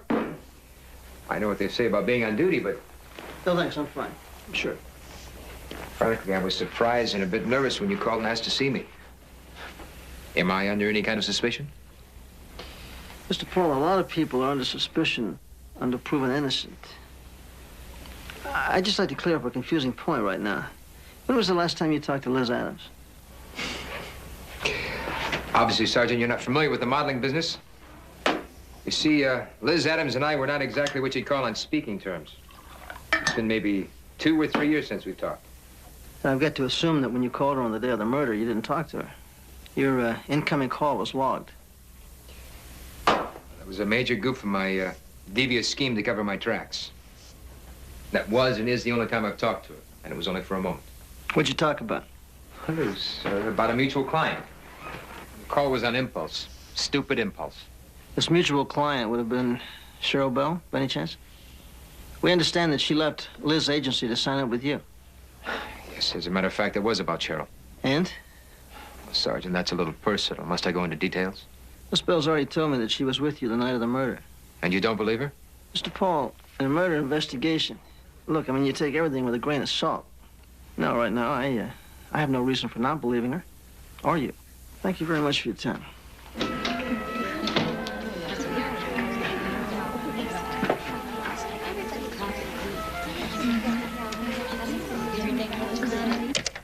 Liz Incorporated. Who in the hell saw that incoming calls log? I don't know, Mr. Paul. I tore out the page the minute I came in this morning. Someone saw it before that. Now, who was in the office? Only Bernie and Mr. Mann that I know of. And some model, new one. Pepper Piper. Yeah, she was here too. Okay, I've reloaded. I've got one more roll. The wind machine's on. The bikini looks sensational. Honey, you look so gorgeous. Let me just get this. Oh, come on. You look so beautiful. Now, just hold it. Gorge. That's right. Major career for you. Sweetheart, one more angle. You are going to love this. I promise you a cover. It is so fabulous. Wait a minute. Let me just get this. That's it. One more. 1, 2, 3. Okay. Got it. Now, why don't you get out of those things? I know you must be freezing. Oh, you must have shot 200 today. Why don't you just use a movie camera? Oh, hey, is my little Cheryl in a snit? What's your beef? Now, don't tell me it couldn't be that new girl in town, could it? The Lido pantyhose model, perhaps? All right, what's our little secret? Just between us. Oh, come on, Greg. You're dying to tell me, so tell me. Okay. Did John sign Pepper Piper? I know he was interested in her a lot. Oh, really? Well, for your information, Mrs. Piper just happens to be an advertising executive. Those legs I photographed? An advertising lady executive? Oh, baby, come on. You lied to me. A pale beige fib, there's a difference. Is there? And what about Liz? Were you lying about that, too? John, where were you the night the police think you were with me? I was with you, you know that. What's the matter with you? Not when she was killed, not then, and there's nothing the matter with me. Okay. Harper Gal is not an advertising executive. But I don't think she's a model either. She's been snooping around Liz's place. Could be a undercover type. A cop? That's what I'm gonna find out tonight. You mean you're keeping your dinner date? Is that what you're trying to tell me? Oh, that's just great. What's on for the evening? Duckling with passion fruit? Cheryl, I could be saving your hide. She could be trying to get to you through me. It could have nothing to do with Liz. Now, love, come on, baby. You gotta trust me. Don't do anything foolish, huh? Okay. It's okay, baby.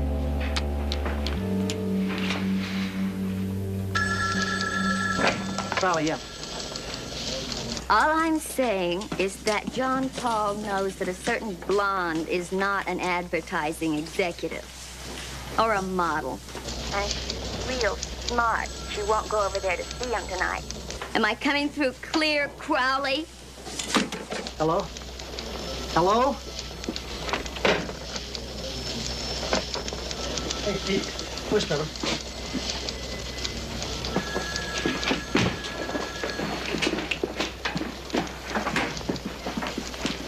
Pepper. Something's up. Something's off. Your candlelit dinner. What's going on? I just got a call from his girlfriend. At least it sounded like her. She says they both know that you're not a model. I didn't blow my cover. You either blew it or it's a very good guess. But I couldn't have. Yeah, well, whatever. You just call him and tell him you got this headache. Bill, Yeah? let me run with what we got. Let me do my thing.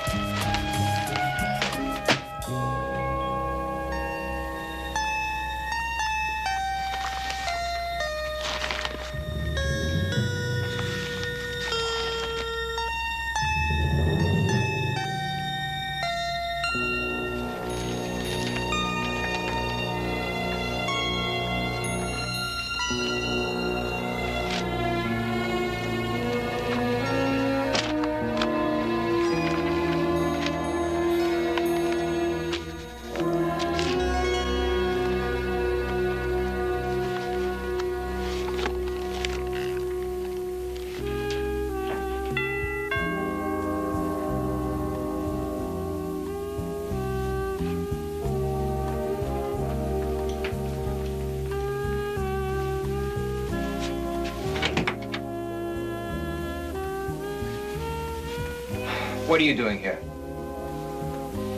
I'm sorry, John. I really am. I'm really sorry. About what? I'm sorry. I didn't mean it. You're stoned again. No, I'm not really. You promised me you're off of that stuff.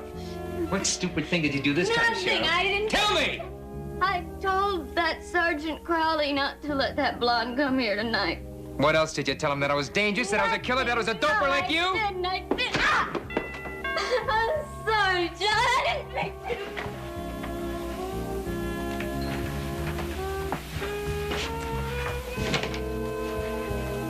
Mr. Paul? Hope this isn't a bad time for you. No, come on in, Sergeant. Oh, I guess it is a bad time for you. Look, Crawley, you don't have to play cozy with me. You know that Pepper, whatever her real name is, coming in for dinner tonight. I do. You tell me. You want me to tell you that I killed Liz Adams? Is that what you want me to say? Did you? Come on. Tell me something, Mr. Paul.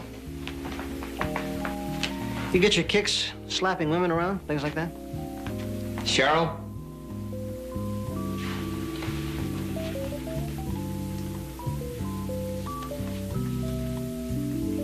Sergeant Crowley?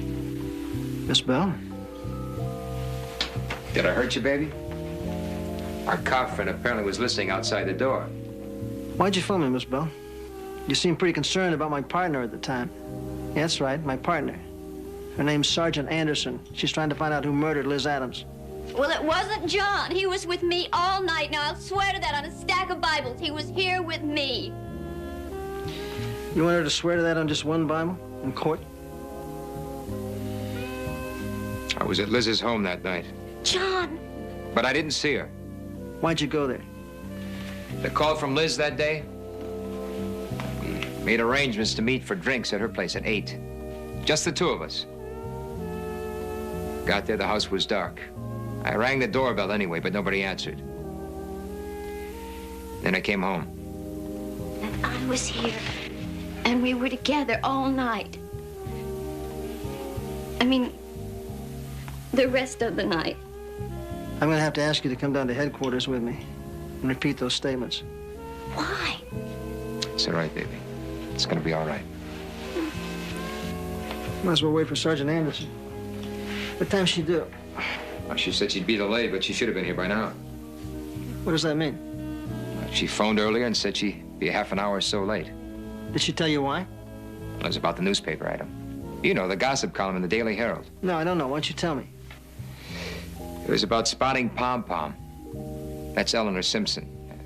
Walking down Wildwood Avenue alone. Dark glasses, her collar up. Like Garbo taking one of her strolls. Is Eleanor Simpson still in town? One of my friends saw her at her hotel yesterday. What hotel? Chateau Dinard.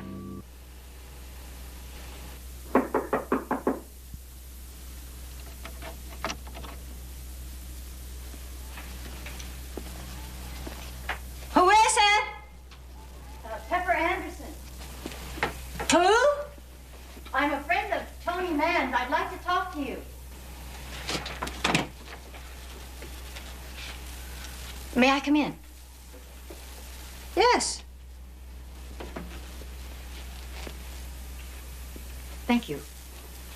You were in the chapel. Yes, One of Liz's girls. I was in the chapel, but I'm a policewoman.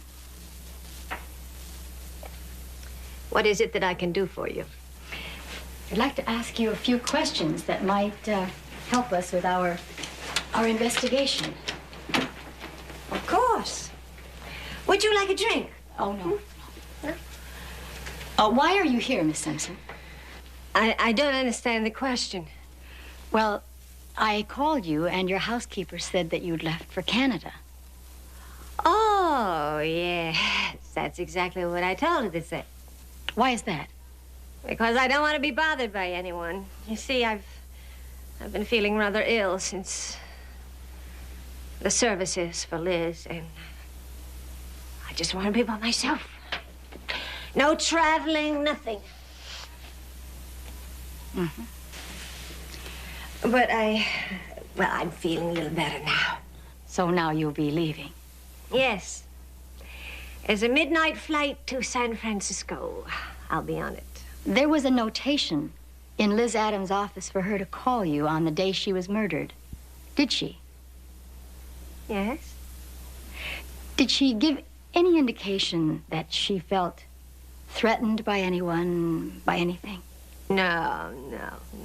She was, she sounded like Liz. She was perfectly happy, content, confident. Liz.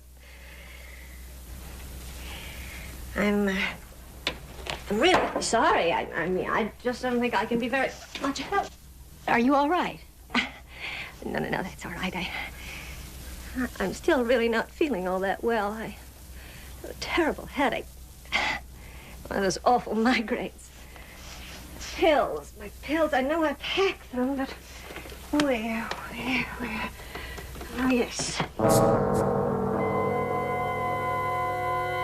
What did you say your name was? Sergeant Anderson. Well, Sergeant, I assume that you carry one of these in your purse. So I would suggest that you put it down. Put it down!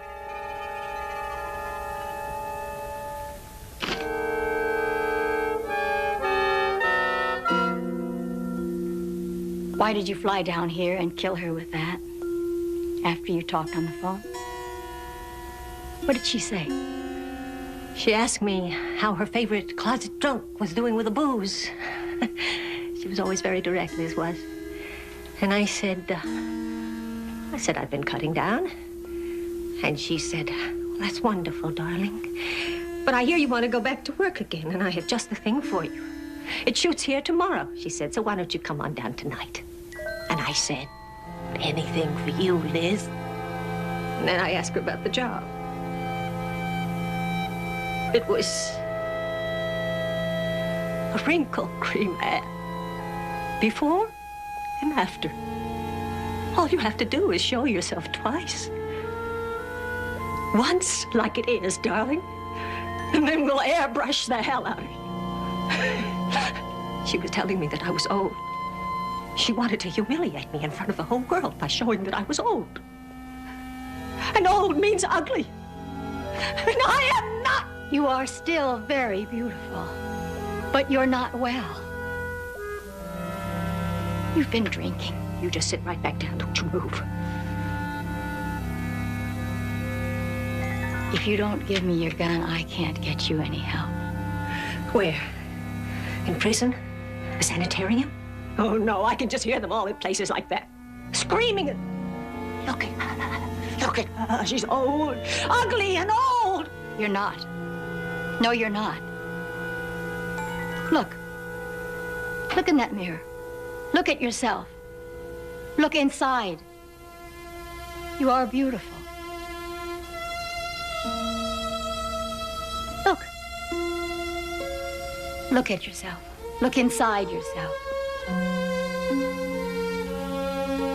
You're a beautiful woman.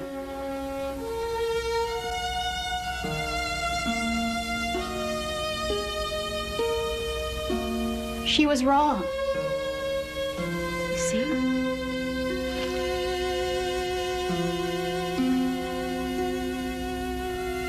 You are beautiful. You are.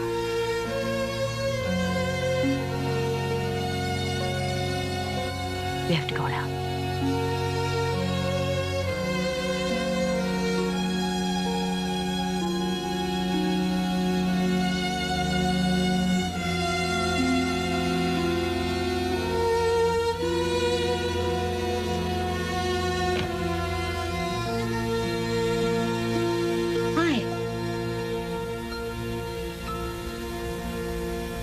Pepper, we're gonna be in serious trouble if you don't step on it. We'll make it. We'll make it. You ready? Just about. Huh? What's the matter? I'm tired. It took me 4 hours to make out that report last night. I'm gonna need Hawaii after her. Hey, why don't you spring me for an extra week? You can do it. Only if I can join you for the last 2. I'm booked for a single room, and I'll be flitting from island to island. Well, maybe I'll come over and flit with you. Who would water my plants? I'll get a long hose. Come on. We'll talk about it on the way to the airport. Oh, yeah, we better go. Oh. You want me to get there? No. You sure? Okay. Yeah, hello? Oh, no, she left for the airport about 2 hours ago. This is the housekeeper. She said something about never coming back, but I think she was joking. Who? Yeah? Captain Parks? Yeah? Oh, yeah, the same to you.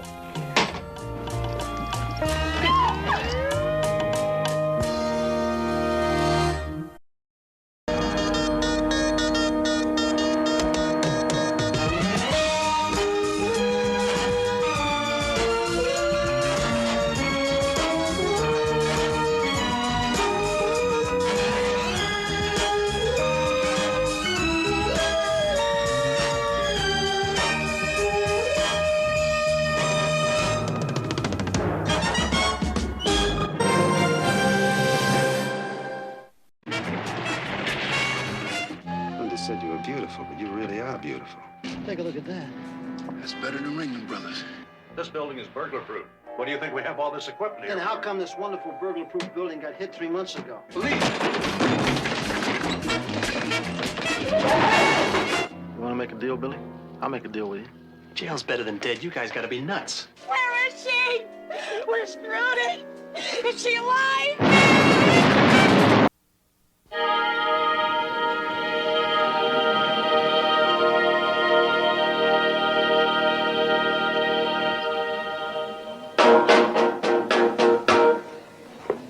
They call it Stormy Monday, but Tuesday's just as bad.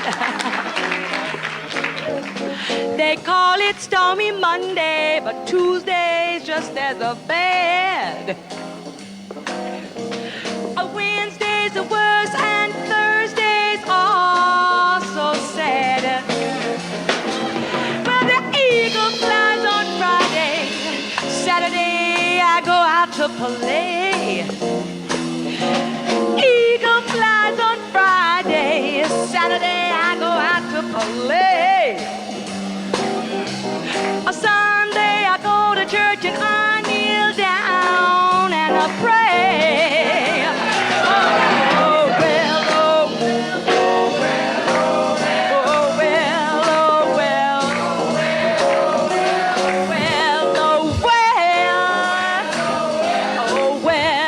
well, oh, well, oh, well.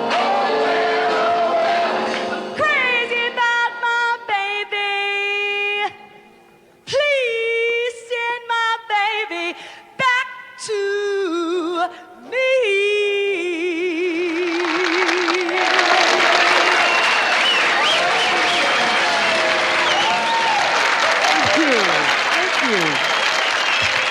Thank you. And now, ladies and gentlemen, I will return you to the most capable hands of Mr. Les McCann.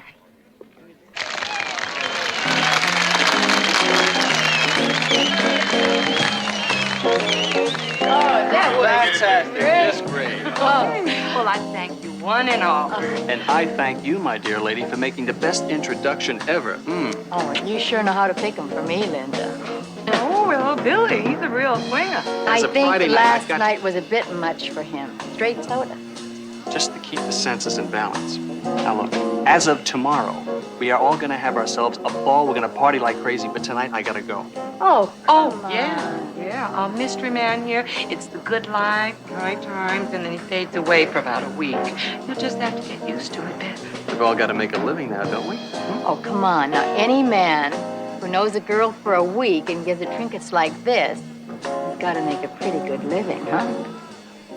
What is it you do? Come clean. You want me to come clean? Yeah. All right, I'll tell you. I like to make beautiful women happy. I'll see you both in a day, so. I wouldn't miss it. Ciao, darling. Ciao. It's a shame, you know. He's really, he's a nice guy. Yeah. Well, thanks, Linda. Oh, tell Crowley he owes me $200 when he scores.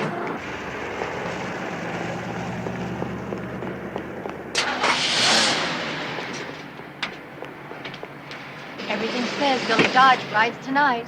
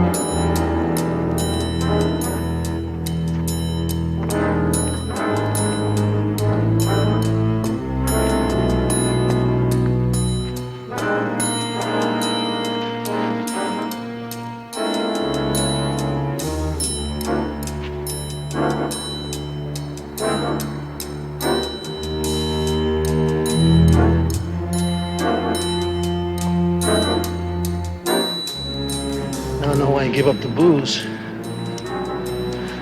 Hey, Joe.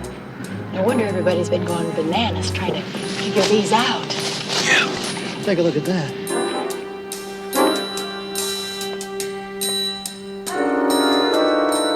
That's better than Ringling Brothers. Have Pete call off the floors to us. Let's go.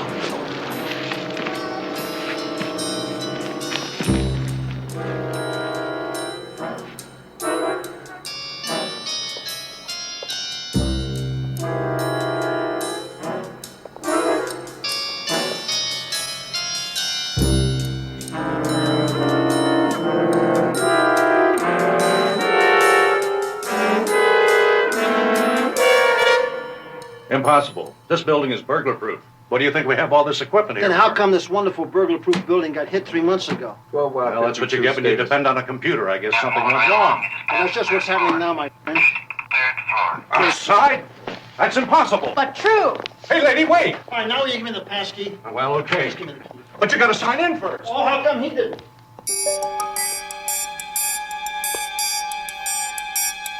He knows exactly where he's going, Bill. 6th floor.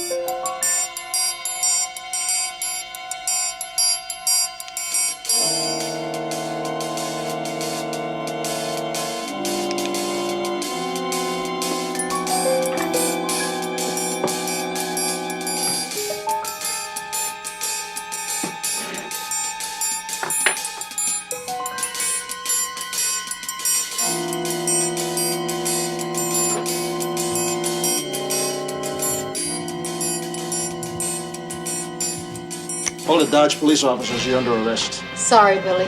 You're busted. Yeah, that's right. This is my first bust. But it's sure not your first job, huh, Dodge? Look, I don't think I ought to say anything about that. Too bad the owner wants this thing back. You have to admit it. Did look fabulous on you. It would look fantastic on my new purple dress. We got $2 million in gems, outstanding from 6 other jobs. And you know something? They're all in your MO, Billy. But no proof. Look at it this way. Tonight could buy you 5 years. 5? That's kind of frightening. I never did like the idea of being cooped up. You want to make a deal, Billy? I'll make a deal with you. Jail's better than dead. You guys got to be nuts. Suit yourself, buddy. Hey, Joe. Come here, wait. You know, Pep, just counting on my fingers alone, I come up with about 10 years for this guy. You never been in the joint, Billy. You're gonna be an old man when you get out. You better think about that. Yeah, Bill. Billy here's gonna be our guest for a while. Book him. All right, wait a minute. Now hold it. Okay, we get protection. The very best.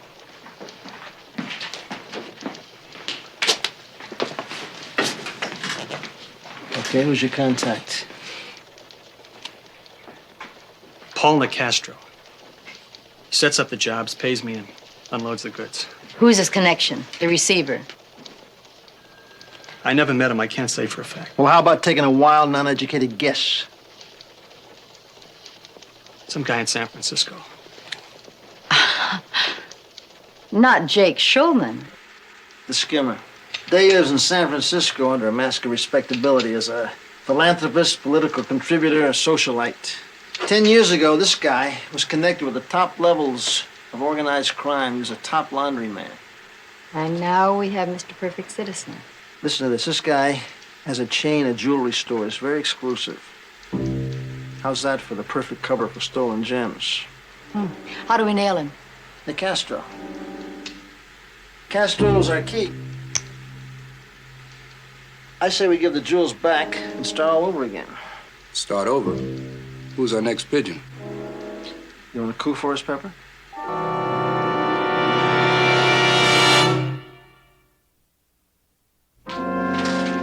Oh, look who's coming. Ebony Rona Barrett. Oh. Is it true that my good friend Robert River got 10 to 20 for stealing lines? What's the matter? No stickball games for you guys to break up? William. Payday. Showing up. I got a little something here for you. All right. How about, slapping an autograph on one of these. Well, what's that? It's a little new regulation they put in since Watergate. Here, just sign it, will you? Give her a Did a pen. good job. Real good, Linda. I aim to please. Okay, that's good. Because we got another one for you starting tomorrow. 100, 150, 200. There you go. You're all alike, aren't you? And tomorrow is no good because tomorrow happens to be Wednesday, and that, as always, is my day of work. See you Thursday? Have I got a choice? No. Hey, Pep. Thursday. Take good care of him. I like his green. Yeah. Hey, Linda. Lindy. Who's gonna believe I paid $200 to Minnie Mouse? Here we are. How do you feel? Oh, boy, it's a marvelous ride. Thank you, my darling. Everything. 12:50, your gilded bird has landed. That's a Roger, Pep. Meet you back at the barn.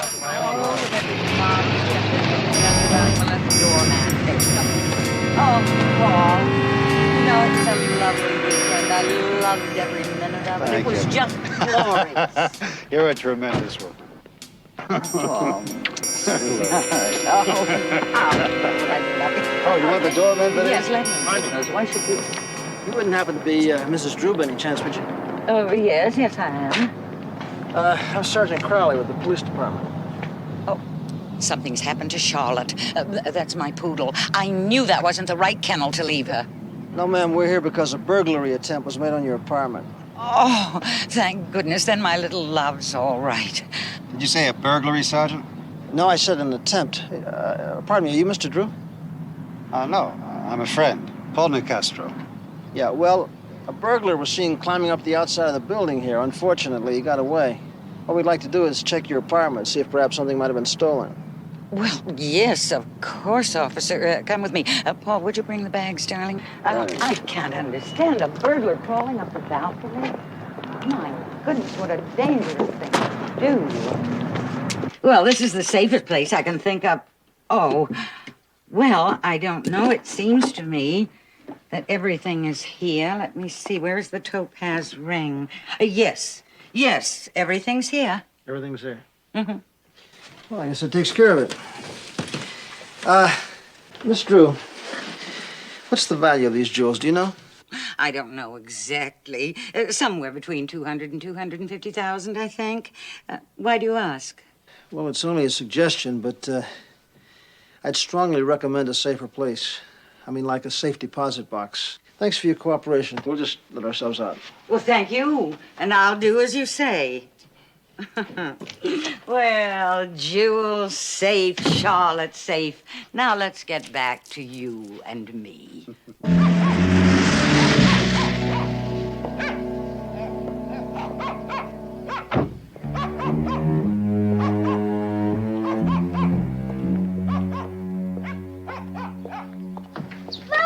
Mommy!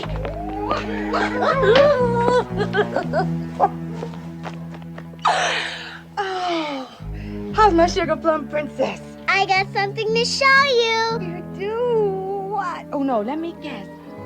Let's see. Your kindergarten pictures come back? No. I gotta warn you, just don't get hooked on it, because it's only temporary. Tell the brass their taste is rotten. What are you talking about? I picked it out. You heard me, it's rotten. Look at this. You're kidding. Where do you see the bedroom? Is that a threat or an invitation? Look at this. Gorgeous.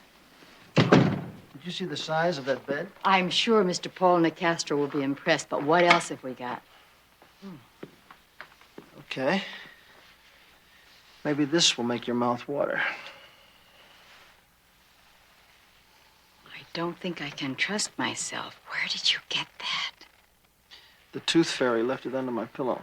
Where'd you get it? Come on. The insurance companies. They thought they might use it as a decoy to get the $2 million back. Can I put it on? Sure, we're in good health. I've never seen anything this big. Just don't forget that this little trinket is worth $100,000 and my neck is on the line for it, okay? I love it. Kid, I spare no expense. Everything here, top drawer. Just tell Mr. DeCastro to watch his cigarette burns. I can hardly wait to hold you, feel my arms around you.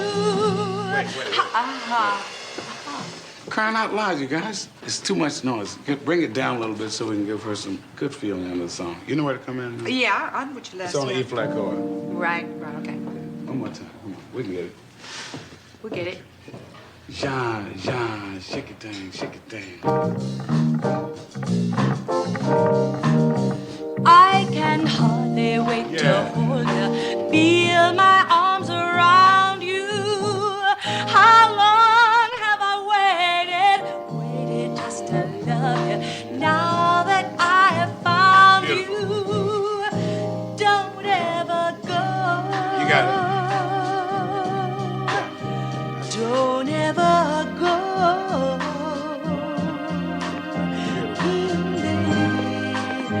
I love you so. That's it. We got it. Get it. Hey, Paul, how are you? Where you been? Been dredging up the whole city for you. Huh? Oh, laying low. Laying low, huh? You blew 3 weeks' work for me. And I nearly got nailed by the cops. Relax, huh? We'll try again later. I won't be here next time. Those diamonds are in a safe deposit box now. You blew it. Oh, Paul, will you stop worrying? Look, sometimes things don't always go right. This is the one time. One time? What time is $250,000? I'll make it up to you. I got an angle. But we're gonna have to cut in a partner. Her. She has a friend who just happens to own the biggest diamond on the West Coast. Oh, I met her about a year ago. She was a model in Kentucky. Her name was Verna Cram before she caught Aaron Lansing's eye. Yeah. He was that rich drunk. He was killed in a car accident, right? Right, yeah. Now she's Valerie Lansing, widow. The chick literally ended up with the family jewels. And one of them is the Valerie diamond. How do you expect to get me with her? Oh, it's easy. She gets convinced by me that you like to do the freak spots, maybe have a few little kinks yourself. She'll grab at a date.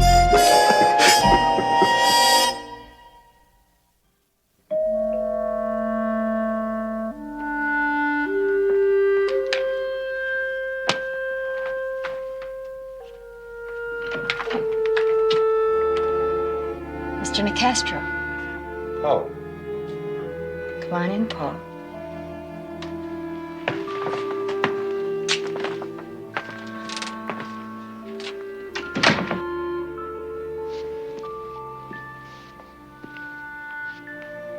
I don't believe it. What? You. Linda said you were beautiful, but you really are beautiful. Mr. Nicastro really knows how to talk to a lady. When a lady looks like you don't have to talk. Would you like a drink? No. Let's go. Where do you want to start? Well, I'm more interested in where we finish, but why don't we have some dinner and then, just to warm up, we'll go to a few out-of-the-way places. Like? Like, The Den? Oh, How about Dirty Mary's? oh, Huh? good. I Is that hate right? straights.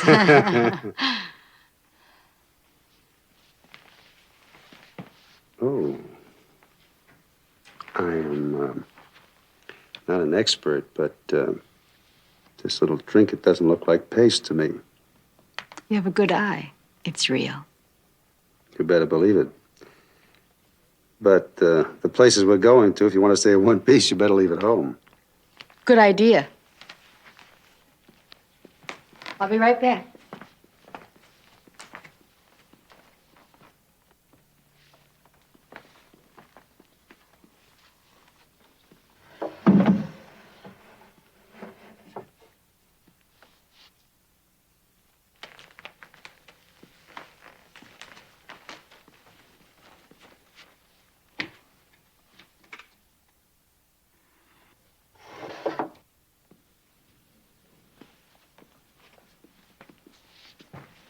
Satisfied?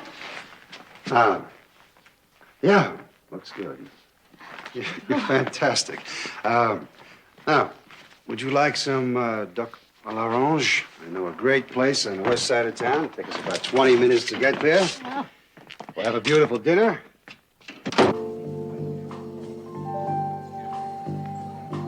Waited just to love you. Now that I have found you, don't ever go.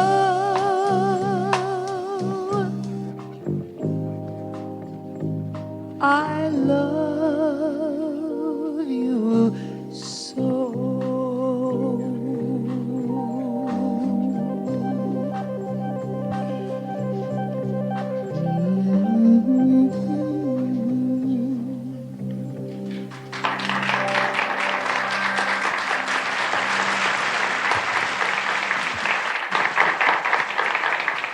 Thank you. Once again, I'd like to leave you in the most beautiful hands of Mr. Les McCann.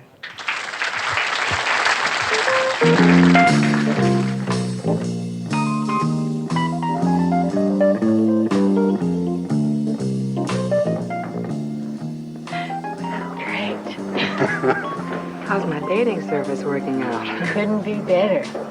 You ain't seen nothing yet, baby. Oh. Waiter, another white Russian for the lady. Oh, you're gonna spoil me. Linda, Yes. if you keep this beautiful doll company, you gotta make a phone call. Sure, Paul. I think, little old Valerie's about to get ripped off and bombed if I don't stop drinking these. You're on for tonight, Billy. Kind of fast, isn't it? It'll make up for the 3 weeks you cost me on that Mamie bimbo. I left the balcony door open for you. She won't be suspicious.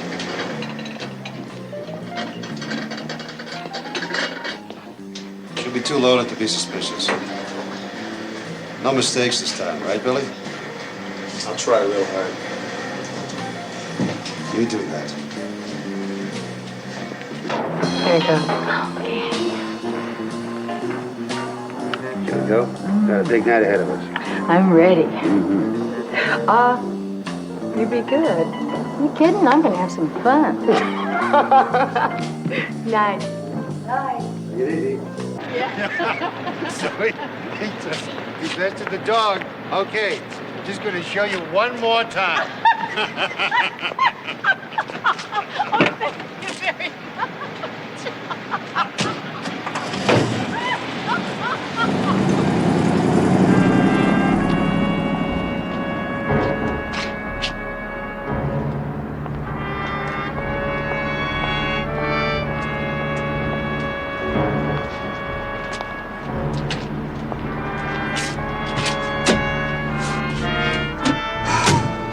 I got the go-ahead. Here. Why don't you consider the job done? Yeah, that's beautiful. This rock is a thing of beauty. I figure it's going to bring us about 40,000. 60's more like it. No, all or nothing. This little gem does not leave my body until the bread is on the table. Baby, you don't understand. The man, he's not gonna like it. The man ain't got no choice. Now, do we or don't we? Well, if the man says okay, then the both of you are gonna have to fly to San Francisco with me. Part 2 of the conspiracy coming up. 12Y50 to base. Base to 12Y50. Go. Joe, make reservations on the 4:30 flight to San Francisco, okay? Hey, Joe, you better notify the folks if they're on our way up. Okay, that's a Roger. You know, we might have to spend the night. Now get one thing straight, Crowley. No X-rated motels. I promise. Just because it's the city by the bay, I ain't going wading in any waterbeds. Got it? Spoil sport.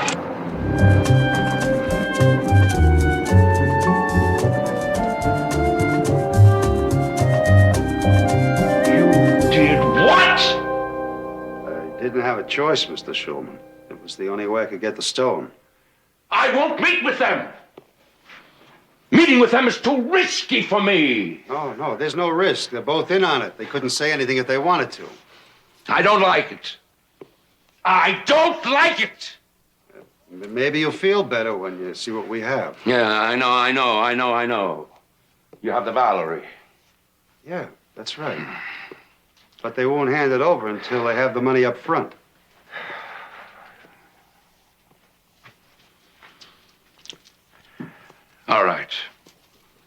All right. We meet. But my way. Now get out.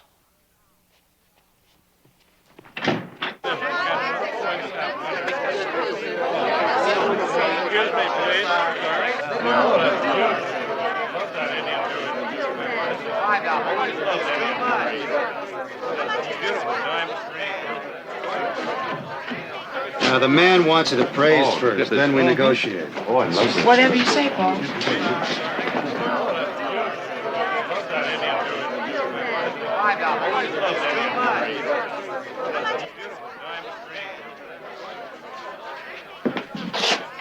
Mr. Jacobson? I can help you. Yeah. We'd like you to make an appraisal.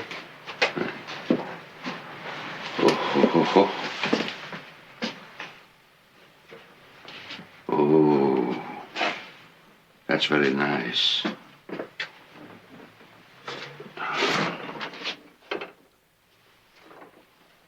Oh, that's exquisite. You shouldn't be walking around with such an expensive stone. I don't intend to. Would you care to put a price on it?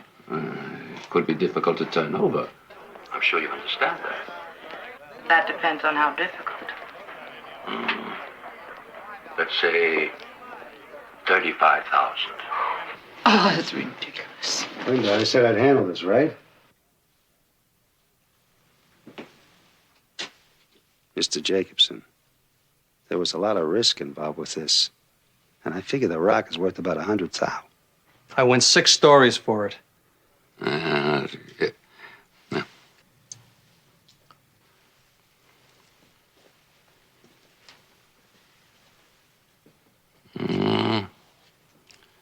Maybe my client would go 40,000. That's very high. 60 or nothing. I said I'd handle this, right? 60. That's the bottom line. And if I said 50?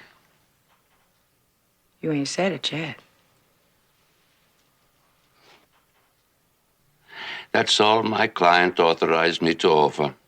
50,000. They'll take it.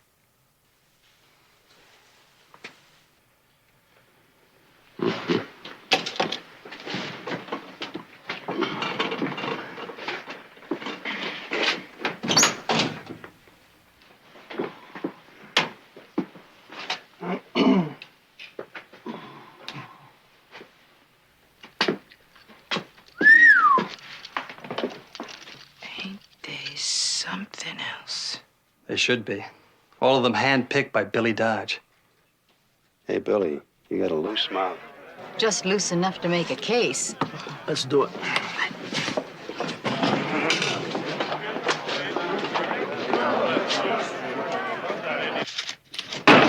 Police department. You're under arrest. Now let's get him up here where I can see him. Get him up. Schumann and Nicastro have each posted a $50,000 bond and will remain free until next Tuesday when they appear in Division 100 of the San Francisco Superior Court. Well, that's all very interesting, but I didn't drop in to have the paper read to me, William. Don't you ever think of anything besides the almighty buck? What's he know, huh, Peps? I do wish you'd take us up on the security until after the trial.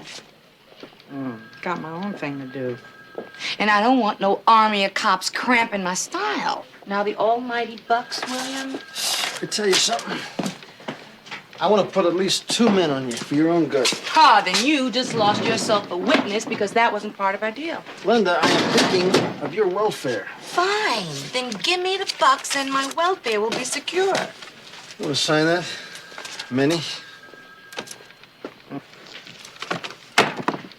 Hey, this is only half. That's right. It's $1,000. That's all the insurance company was a pop for until after the trial. You wouldn't have had anything to do with that, would you? You know he did. He wants you safe, Linda.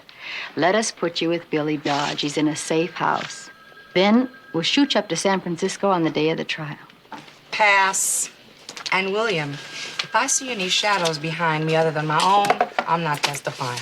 You think I'm bluffing, you try me out. See you guys in court.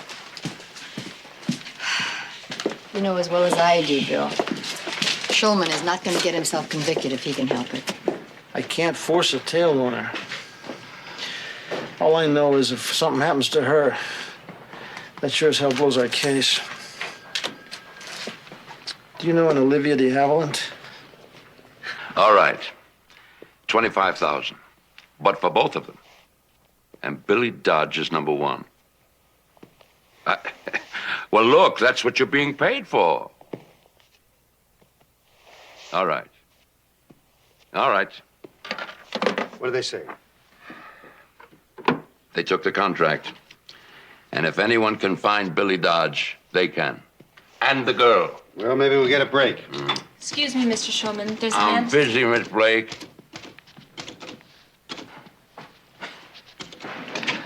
Never too busy to see me, Shulman. One step at a time. That's right. That's my big girl. Okay. Sit down. Sit. Whoosh! Hello, sugar. What do you want? I just want to talk.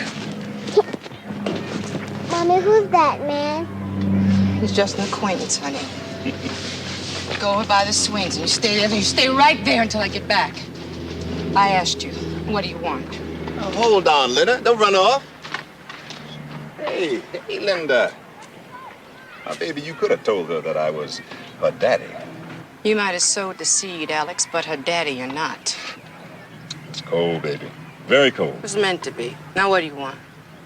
Baby, when a man just gets out the joint, he needs a lot of money. And you want to know something? You gonna help me get it. Don't even dream about it. You know, Alex, you and I were a very long time ago. It's over. I've even forgotten the word heroin, Alex. Baby, I ain't interested in that. I don't care what you're interested in. Don't you ever look here. Ever. Linda, listen to me. I'm looking for a man. He's worth a lot of money to me. Second story dude, Billy Dodge. Forget it. Cops got him. Now, hold on. I know you are very tight with the police. Oh, it won't be hard. You've been told no.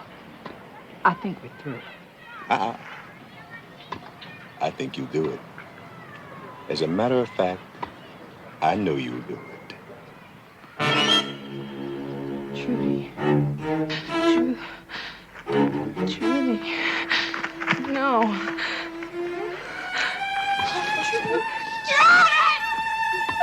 Trudy!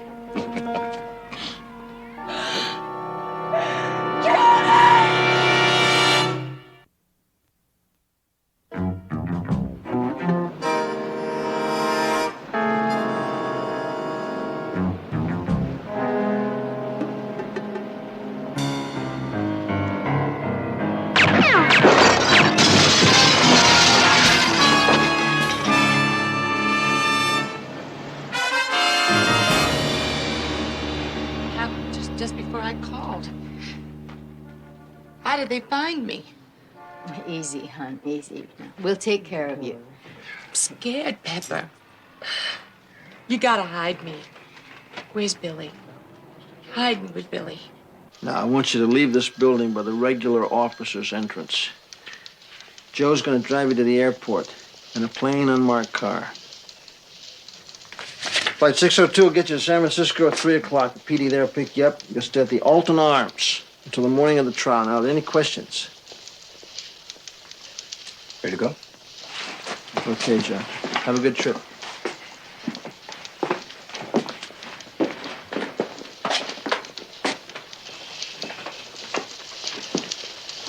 Well, we got your decoy en route. You feel better? I think we'll all feel a lot better when we get out of town. Somebody means business. Yeah, well, I want you both to be careful. You get my message? Okay. Why don't you play it back to me, Pep? We take the Pacific Coast Highway to Monterey, check into the motel by 7, and in the morning I give you a call. Is that where we meet Billy? No, you'll connect up with Billy in the undercover operation tomorrow morning, someplace between Monterey and San Francisco. And then? Then we take you both to San Francisco, right to the courtroom. Well, where's Billy now? He's safe and sound, just like you're gonna be. Ready? Ready as I'll ever be. Okay. See you, Bill. Good luck.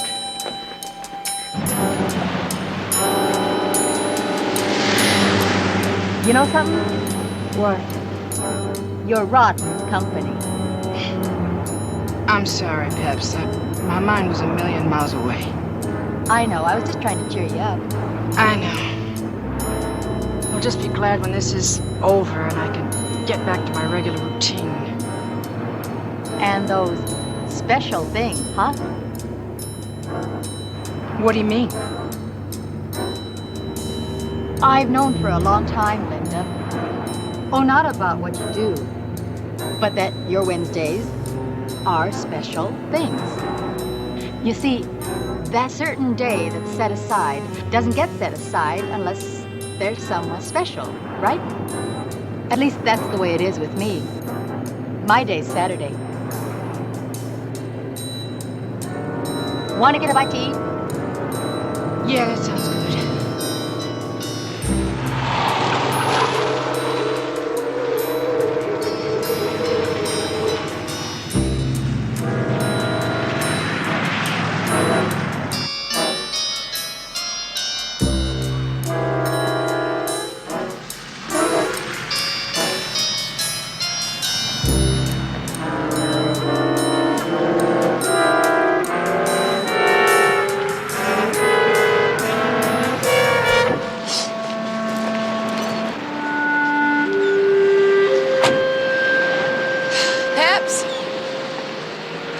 Someone? Huh? A special person. Does he mean a lot to you? Oh, very, very much. I'd guess about as much as your Wednesday person. Would I be prying if I asked? Yeah, but it's okay. Nothing very mysterious. I have a little sister. She's autistic, and she lives in a special home. They take very, very good care of her, and they love her a lot, but she really doesn't know, well, who she is or where she is. And that's your Saturdays, huh? I don't think she recognizes me, but I keep hoping that maybe enough love and care will help.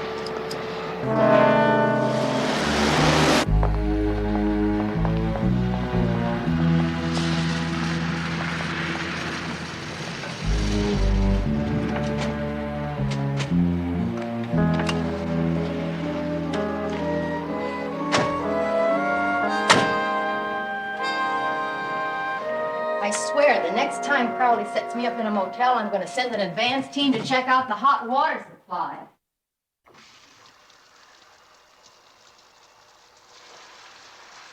Peps? Yeah. If, anything ever happened to you, what would happen to your sister? Oh, well, I don't like to think about it. she wouldn't have even the chance at life she has now. You love her very much, don't you? Yeah, very. Aha! Steam!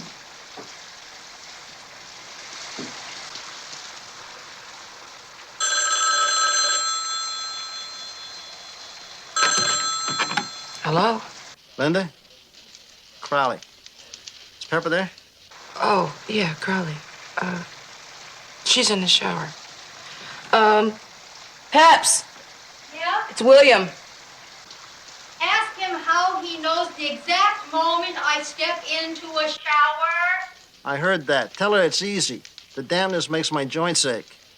Hey, listen, take this information down for her. Right. Hold on.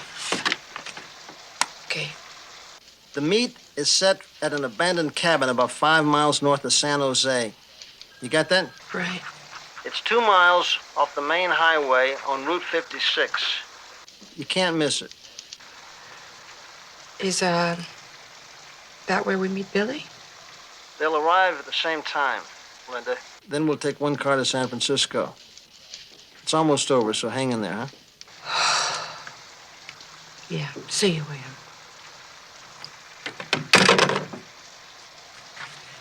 Peps? Mm-hmm. Got all the information. Good. Now we got the information. What about the coffee? Oh, there's a machine outside. I'll get us some. Good.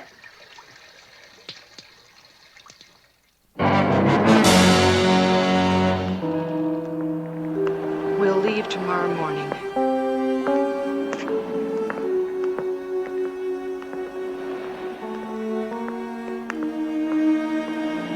An abandoned cabin, 5 miles north of San Jose, 2 miles off the main highway on Route 56. And Billy Dodge will be there. You will be. Now, when do I get my daughter back? As soon as the job is done. All I got to do is make a call, and she'll be delivered to you safe and sound. And the policewoman with me? Oh, well, now, the policewoman is your excuse, not to testify. Excuse? Oh, yeah, baby. You see, when Billy Dodge and your policewoman friend is killed, well, you're gonna be so terrified, so shocked, that you won't want to testify. Will you?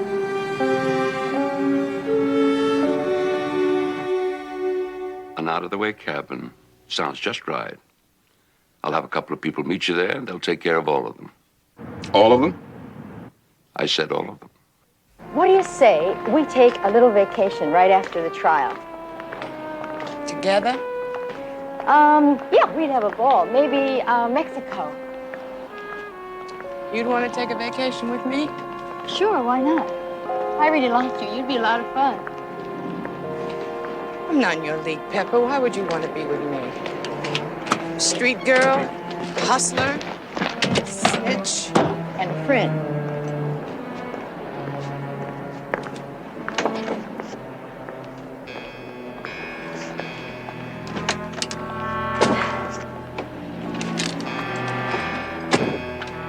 Pets?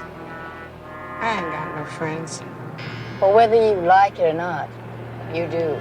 Lift up. Hey, have you ever been to Acapulco?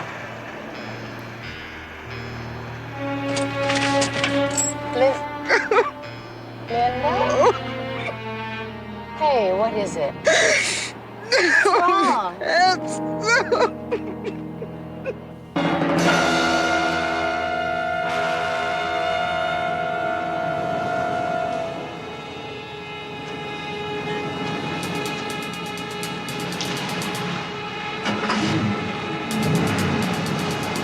Uh-oh, we got company.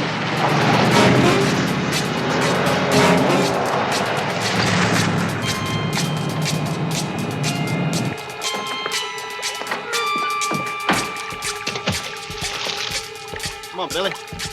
Getting late. Let's go inside. Move. Let's go.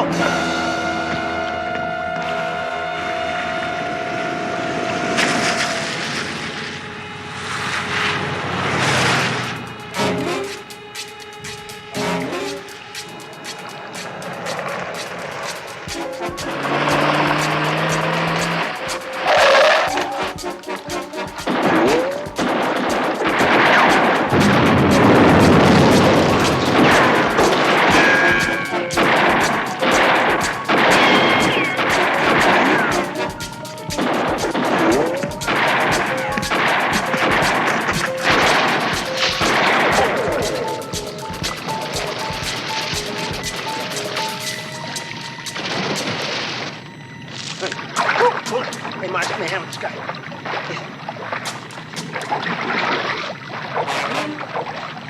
Come on. Move. Move. Where is she? Where's Trudy? Is she alive? Alex, please. Happy had. Don't die, where? Happy.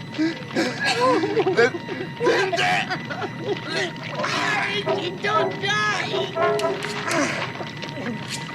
Linda, listen to me. Who is Happy? Who is he? He was in prison with Alex Taylor.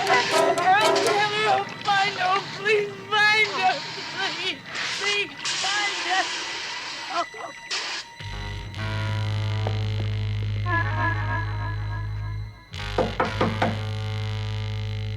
Who is it?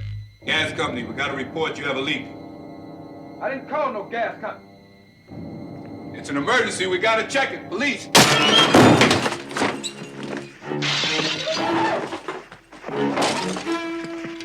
Hold it. Hold it. Drop it. Drop it. Turn over. Come on. Get up. Cuff it. Oh, you all right? Good. You want to go and see Mommy? Come on, let's go. That's where we're going right now. Okay. I want my mommy. Okay, she's all right. We're going to see Mommy right now. Okay? Read him his rights. Your Honor, the people are now ready. Call your first witness. The people call Miss Linda Summers. Go get him, friend.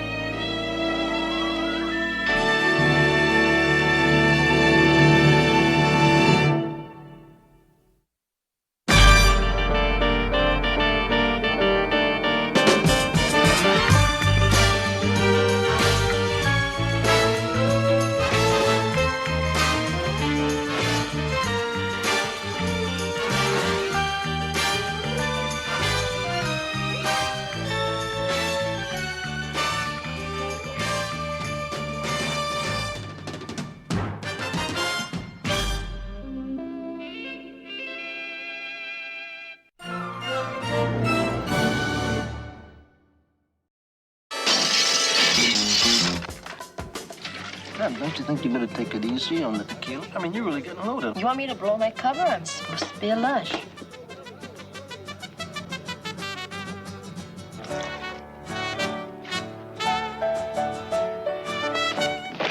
Hi. They're not here. I think you got me in Brazil. So why don't you disrobe? Pep looks like he's got us. What do you mean, us? That broad's cut.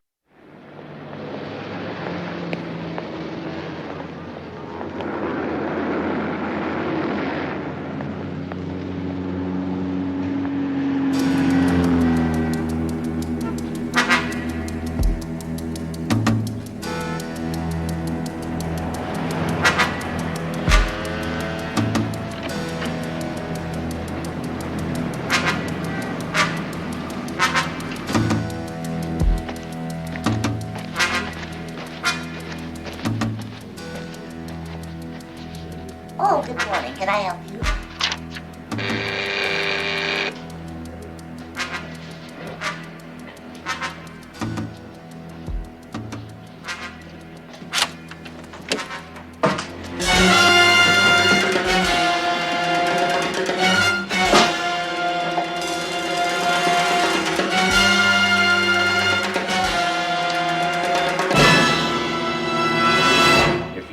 My advice, you'll save yourself a few dollars and pick this one. It's got the same movement, the same number of jewels.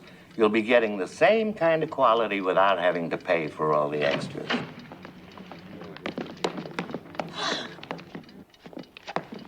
Try to stay right where you are. Everybody freeze. That's real fine, people. Now I want everybody to move right over here. Come on, I said move! Come on, lady. Take your hands off me! Don't you touch her. I hope you'll die! Hope you'll die! Shut up!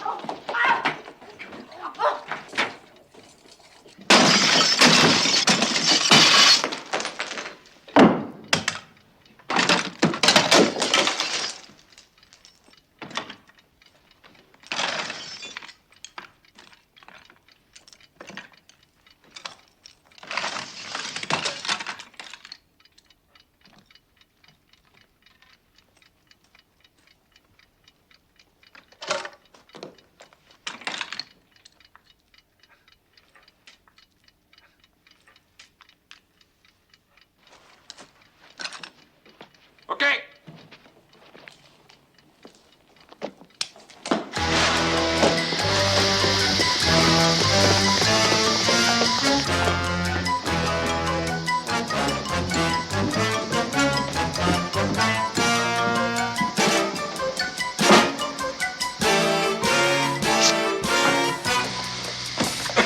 Are you all right, darling? Please, never mind that now. Please, will somebody please call the police?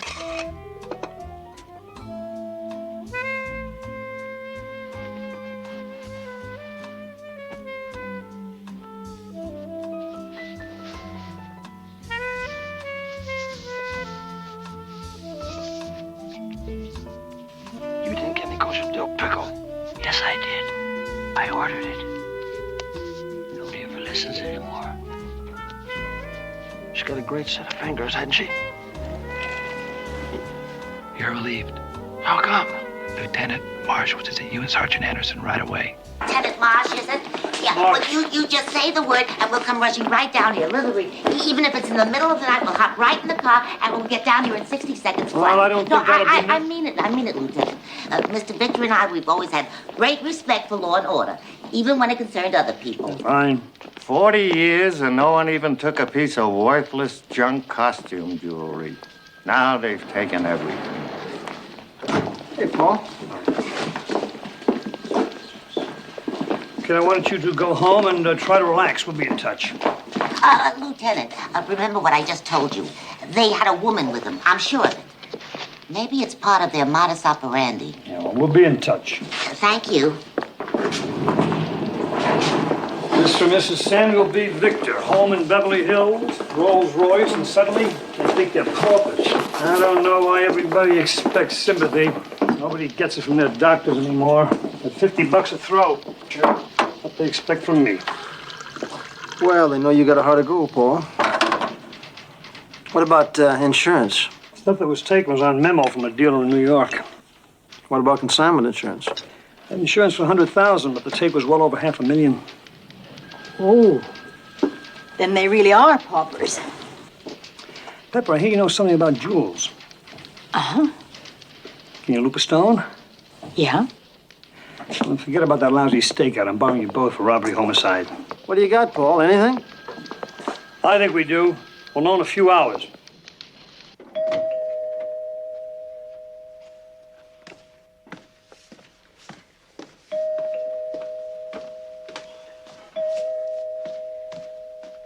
Okay, hold on just a minute.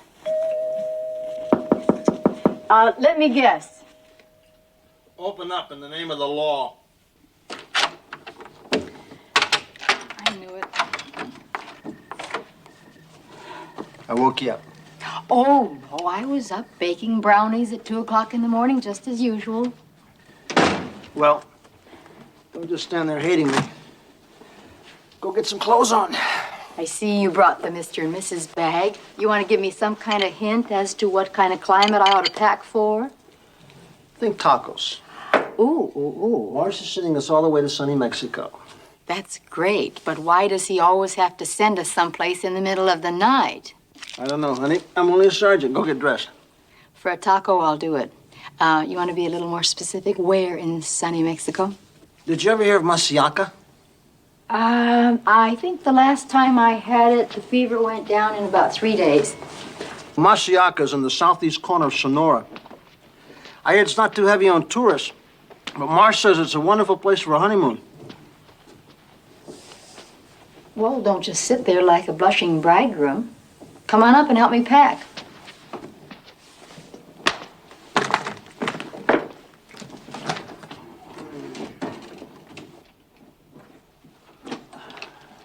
Who are we this time? Oh, the Ordways. Mr. and Mrs. Ralph G. Ordway. Sounds wholesome enough. Yeah, well, they're a couple of pretty good jewel fencers. Took a little business trip to Paris and ran into Interpol. I guess we don't have to worry about them for a while. Yeah, oh, and she's a bit of a boozer. You think you can handle that? How much of a boozer, a lush? Yeah, you can handle it. What's the rest of it? Well, yesterday, about 6 hours after the robbery, they had a plane crash in Mexico. 3 people died. A little charter from Santa Monica. I'll bet it crashed near that town, didn't it? That's right, Masiaca. Anyway, as I said, 3 people died. The pilot, who seemed to be legit, there was a jewel fence who was a Mexican national, and then there was a guy named Clayton Burris, local address. Boris? Burris. Anyway, some local friendlies were poking through the wreckage. They came across a portable typewriter. Only there was no typewriter. It was full of diamonds. Hey, you ought to wear this in Mexico. What about Burris? Did he have a record? Yeah. 3 counts of armed robbery, 7 years hard time at the Soledad. Which means the gang is now down to 4. 4 men, or maybe 3 men and 1 woman? Well, all the jewels have been pulled out of the setting. But if the weights and numbers match, then they're ours. This whole thing's been cleared through Mexico City. That's what caused the delay. Yeah. I wouldn't be surprised if we had some company down there. If we ever get there. What are you doing in my perfume? I'm sniffing it. It's my latest trip. Pep, come on already, will you? You can finish the beauty treatment on the plane. You sound like Ralph G. Ordway, an old married clod. Come on. Be a good husband and do me.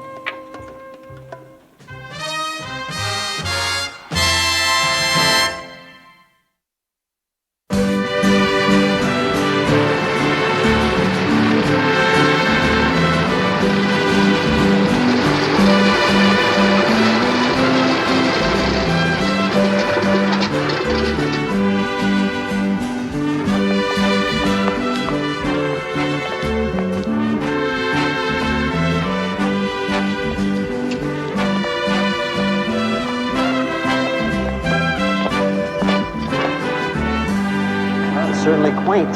Yeah, looks like it was designed for glider traffic. When my stomach feels, I swear that pilot moonlights as a cab driver in Tijuana. Oh, that's all right, Mr. Ordway. You look good in green. Smile, honey. We're on candid camera. Welcome to Mexico. Well, I gotta admit it, Pep. In some ways, you're actually more photogenic than I am. I disagree. I think she's better to look at when you see her in person. Gracias, senor. Merci beaucoup, mademoiselle. They all check. Every single one of them fits the victors list. Well, I guess the victors aren't paupers anymore. Here are the rest. We managed, without too much subtlety to photograph everyone who came in from the outside. You can say that again. Under the pressures of time and with very limited resources, we do the best we can, Sergeant Anderson. Well, I don't see anybody I've ever seen here before. Hey, look at this. Yeah. Hey, what about the guy who called you? No, not one of those. This man was a native. He claimed to represent clients who preferred to remain anonymous. Most of what he said was indirect. But if you know the game and play along, pretty soon the message becomes quite clear. I bet if you tried real hard, you could give the impression of great corruptibility. Sergeant Anderson, believe me, I might even deceive you. So how did you leave it? I told him if he seriously wished to discuss the terms, to call me back.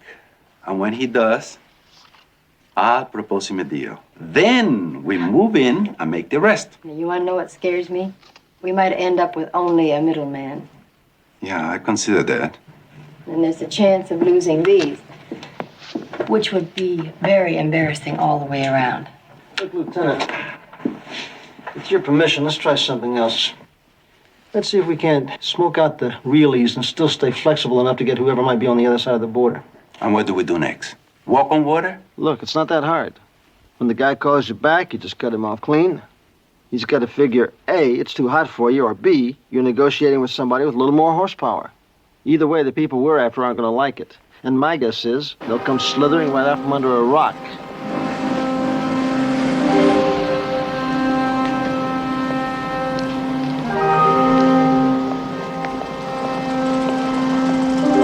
Here it comes.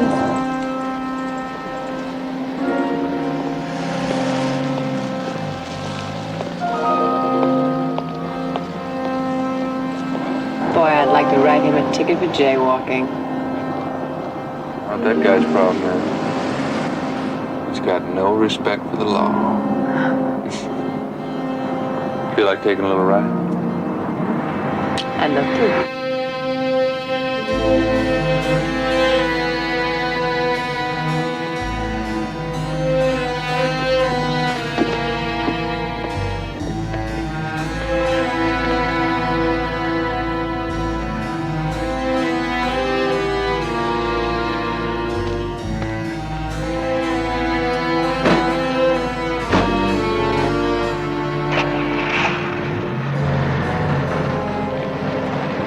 Funny time for a couple of gonets like that to be out buying furniture.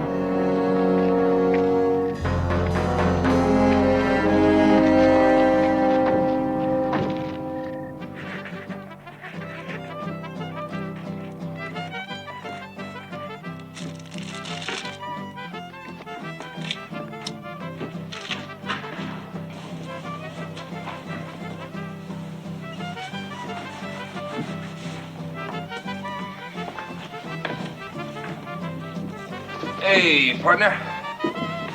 Think you can handle two at a time? I don't think he understands much English. Well, shoes seem to have kind of a universal language. Yeah, that's pretty good. I never thought about it like that. Well, I happen to have the advantage of being in the business myself. I import practically more shoes than anybody in the entire state of California. Is that a fact? That's right. Del Franklin's the name. Well, Ralph Wardway, how you do?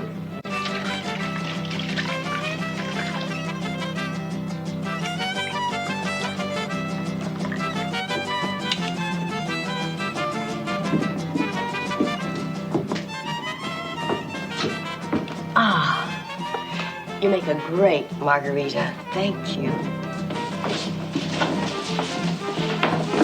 Honey, look what I found. Del Franklin, say hello to my wife, Trudy. Buenos dias, senora. Del's in footwear, honey, sandals and shoes. He's down here on business, too, right? Well, there's no business like shoe business. Well, Dale, how's Roy? Del. Told you she had a sense of humor, didn't I? Sure did. Well, all I can say is I hope what you're doing is more exciting than what we're doing. Well, I'd like to be in Puerto Vallarta myself, but I can't make a dime there. Sometimes I wonder, is money really worth it? Yes. Listen, don't you believe her, Del? She loves buying and selling more than I do. I'd offer you a drink, but my sweet husband here thinks that liquor is brewed in the dark, deep caverns by the devil himself. Honey, that's not true.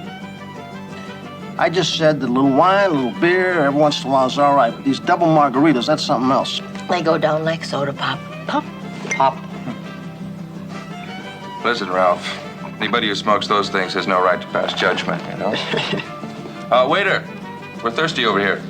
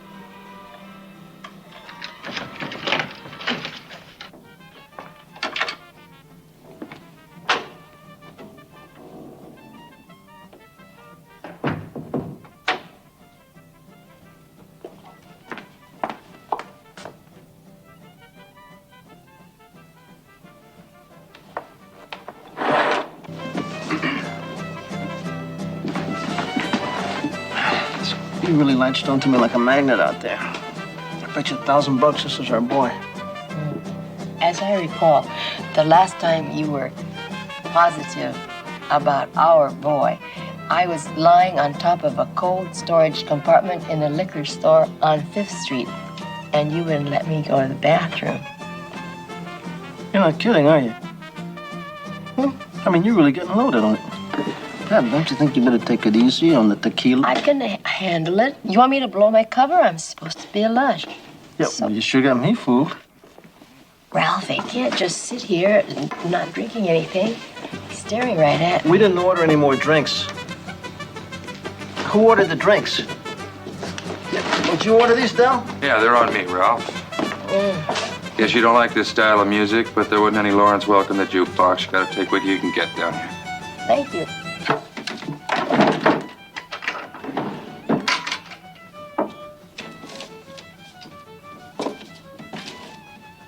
I said, whereabouts in California are your stores located?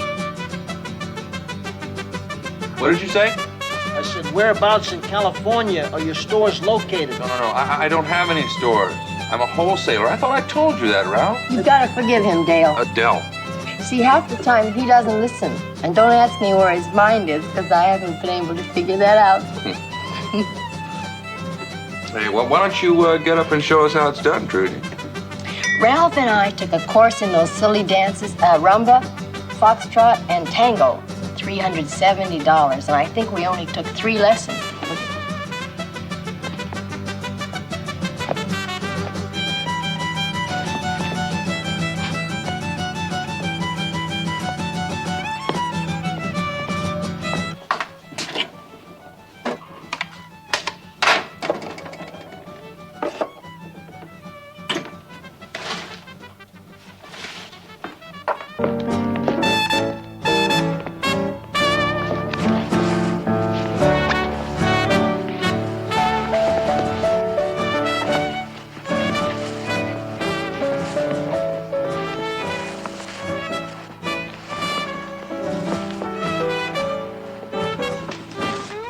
Good, you know that?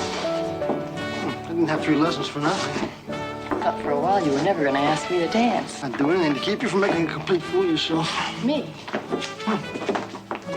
You're jealous. Jealous of what, of that? Huh.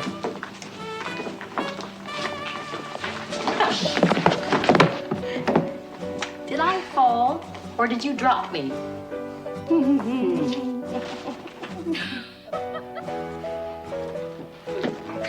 Hi. Hi. You okay? Yeah, okay. Okay, I think I need a little air. Are you okay, Yeah, Ralph? okay.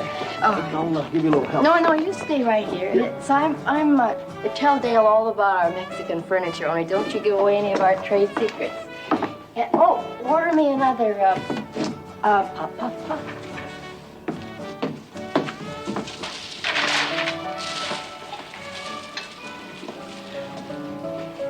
204, please. Thank you.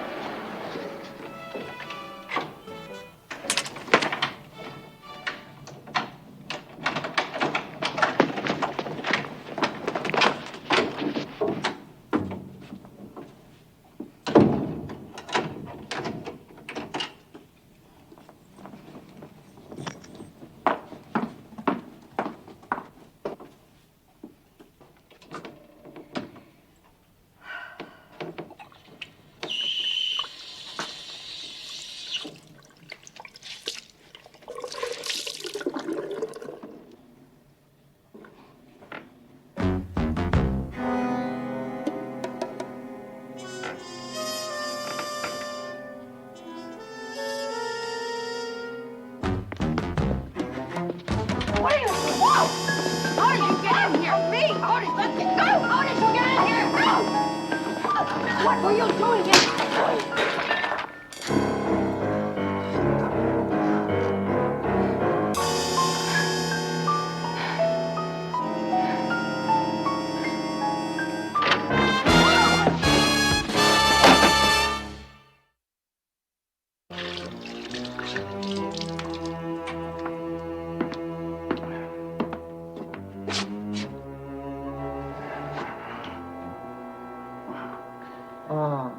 Now that the first date's over, I'd like you to meet my wife. Ralph, Trudy, this is Jenna. Hi. Don't hide me, you sneak. You want to try it again? Only this time I'll hide in the closet. Come on, honey, take it easy. Why should I? She breaks into our room, goes through my things, zonks me cold. Ladies, may I make a suggestion? Why don't we all calm down, stop wasting our time and our energy, and admit what we're here for? Now, as far as I'm concerned, this says it all. A loop, a leverage gauge, and a diamond scale, yes? See, I told you she was going through our things. Come on, Trudy, come on, please. Take it easy. We happen to be very nice people. Oh, yeah, you're lovely. To prove it to you, I'm willing to give you $3,000 for your time and your trouble and bid you bon voyage. Even with the lump on my head, that's very funny. What she means is we've gotten to where we like it here. You gonna take a look at this? It's a little sample of the merchandise. Some of the furniture we came down here to buy. One of 26 different pieces. Excellent. Mm-hmm. And we've already made the deal, folks. So if anybody's moving on, it'll have to be you two. Just 1 minute.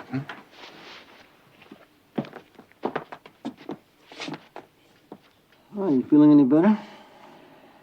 Some dumb chick I turned out to be.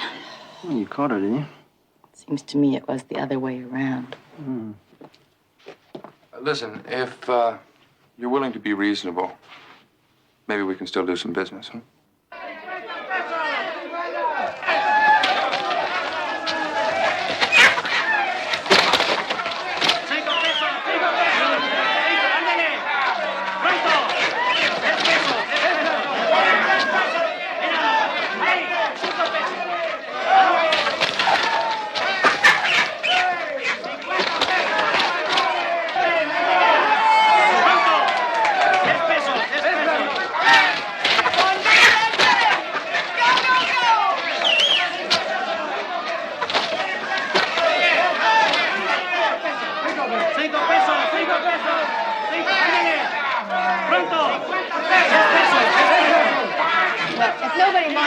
Back to our room. Watching two roosters bleed to death doesn't exactly turn us on, you know what I mean? Just stick around until we get things settled, okay?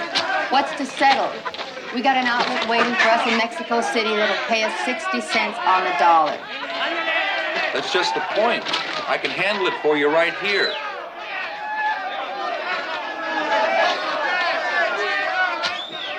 $0.60 on the dollar. You know what you're talking about? You're talking about $308,000. I know. Give me 2 days. Come on, get up and fight, you quitter! Your wife's cute. Thank you. I know she's a very basic woman, Trudy. That's one of the reasons I love her. Listen, if you want to make the deal at that price, you must have found a pretty good exchange for yourself. Indeed, I do. 70 on the dollar. 70? Which leaves 10% for the Franklin and saves the Ordways a hell of a lot of running around. Now, doesn't that make sense to everybody?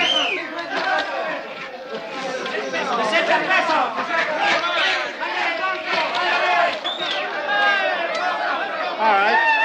You come up with the money in 24 hours maximum and we swing. Fair enough. Provided I get to see the rest of what I'm buying.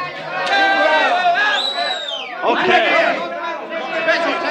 There's a furniture factory over on the Calle de Flores. We'll meet one of you there tomorrow at noon. Why just one? Because you swing a pretty mean flower pot, lady, and we'd like to keep the odds even. You know what I'd like to see someday? The owners put in the ring and tear each other apart.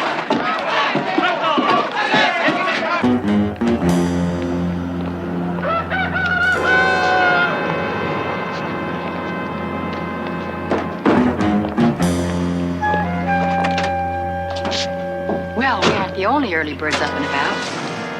You get the feeling the Ordways have checked out of the hotel?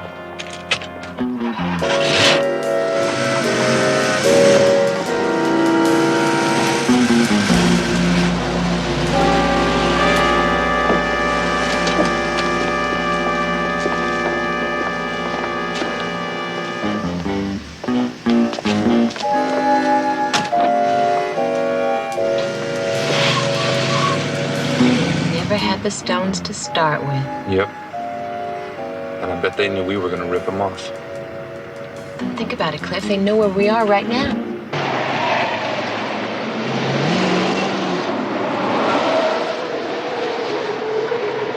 Gee, Pep, I hate to say I told you so.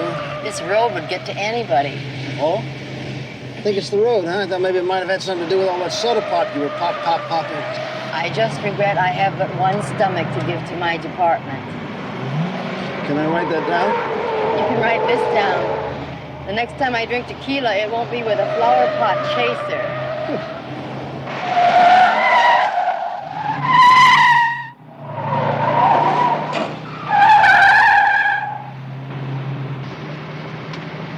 They're not going to Mexico City. Not by car, anyway. Well, we just passed our friendly federale.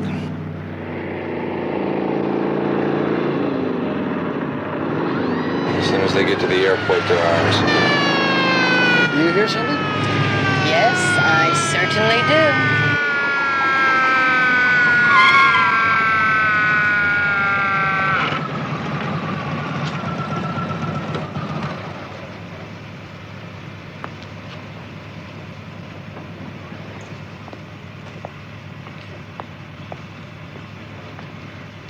Buenos días, señor. So, why didn't you stop the guy ahead of me? Yo no hablo inglés. I said, why didn't you stop the guy ahead of me? He's going as fast as I was. Lo siento mucho, pero no hablo inglés.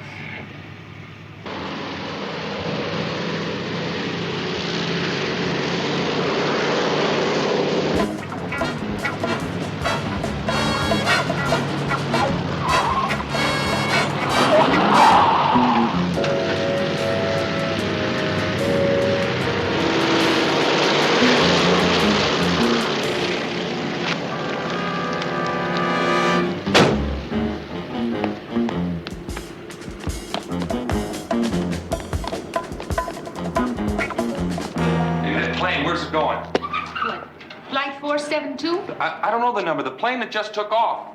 That is Flight 472. sir. Where is it going? Well, you can see it right here for yourself. Oh. Flight 472 lands in Tijuana for direct connections north, huh? Right. Thanks.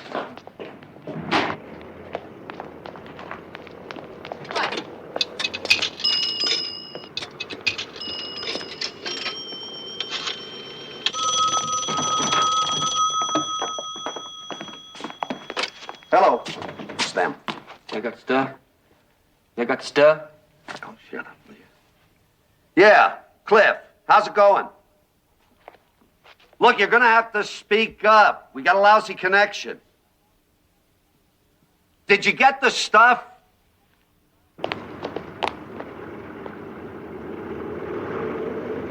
Now, all I want you to do is to meet that plane, okay? And you know the time and the place. Just be there, all right? Okay, it's all settled. They'll pick them up after they land. Senor Franklin! Senor Franklin! You're under arrest. I don't understand. What for? I have a deposition signed by 2 American police officers. One of them, incidentally, a very beautiful blonde. They're cops? Stating that you tried to purchase stolen jewelry? Look, officer, you know as well as I do that no deposition's going to hold up in any court. Let's just say that it will detain you long enough. And if it doesn't, I always have this traffic citations.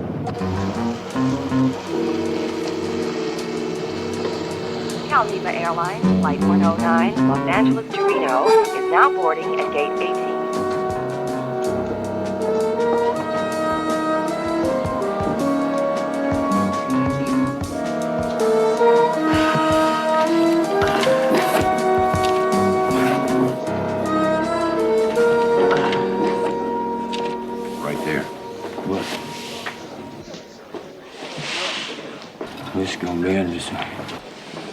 You have anything to declare? Just this. That's all? Just the one bottle? Well, only one of its drinks. That's it. What? Stones are in the bottle. Won't you take it from? Oh, dummy, watch. Is there any duty on the tequila? Well, you're in luck, sir. You've just made the legal limit, 1 quart. Well, what do you know? For once we did something right.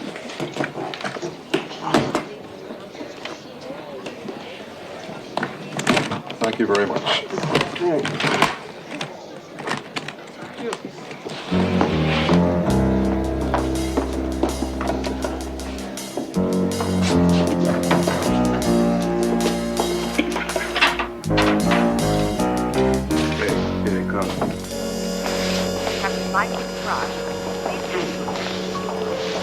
About to do the funny clothes.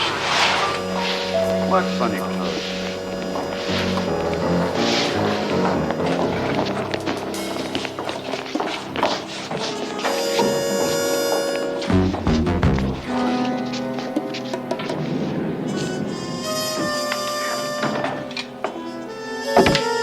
Yeah, they just got on the elevator. They're coming down to the lobby now.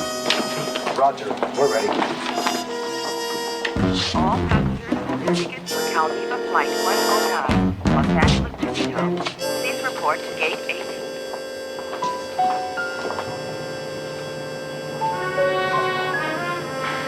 We're not getting off at the main floor, Mr. Ordway.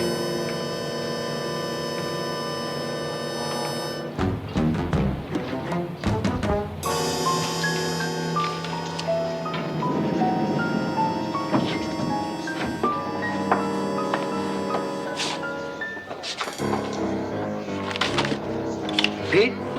Yeah. They didn't get off. They kept on going down.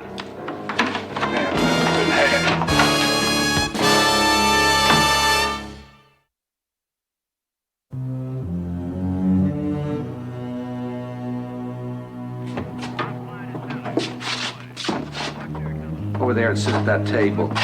You two.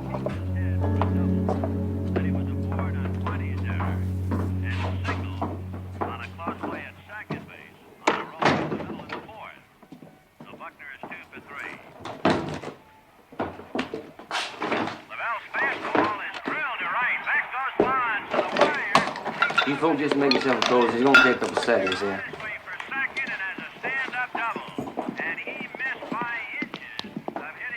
I forgot it was Sunday.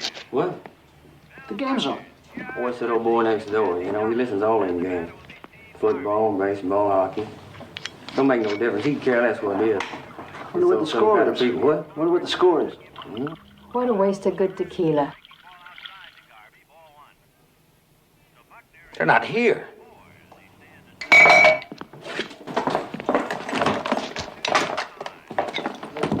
What makes me mad is we just had all that stuff pressed.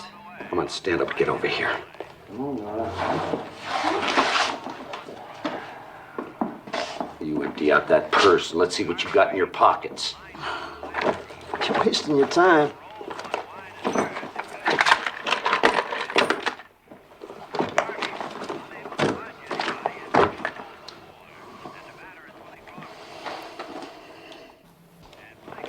All right. Where? You don't think we're stupid enough to carry it on us, do you? Well, you had it when you left Mexico. When we left Mexico, it was in the mail already in a plain cardboard box. That's right. So that little cap pistol ain't worth a dime. No, if you want what we got, you're gonna have to deal for it.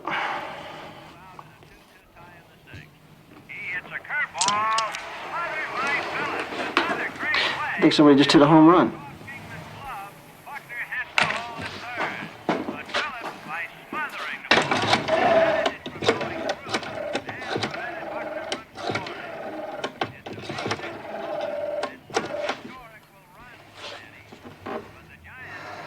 It's me, Emery. We got some problems. You better get over here right away.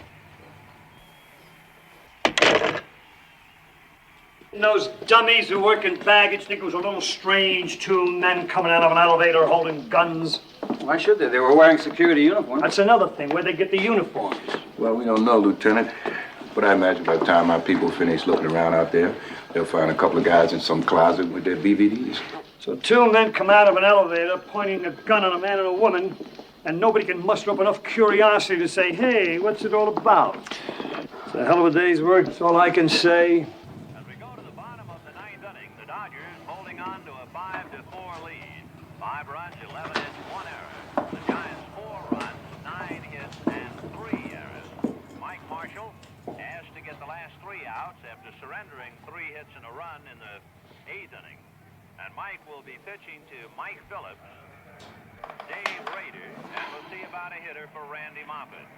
Phillips had struck out twice against Messersmith, but he led off the 7th with a home run against Andy.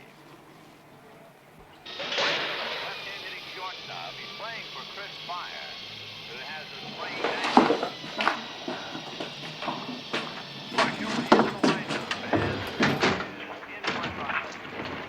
Randy Moffett, the Giant pitcher, has a helmet on his head. About time. They're police. Them?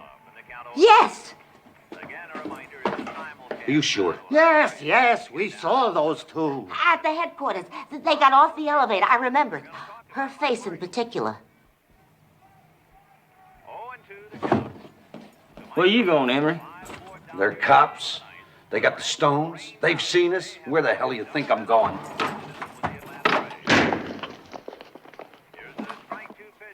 Look, sit down there. Using that can sitting on the fence. I'll blow your backside the hill. Sit down.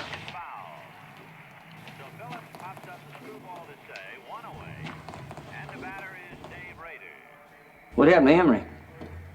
Thought he was supposed to be your #1 big shot operator. Hey, Emery! You better hightail him. They're right behind you. Get going.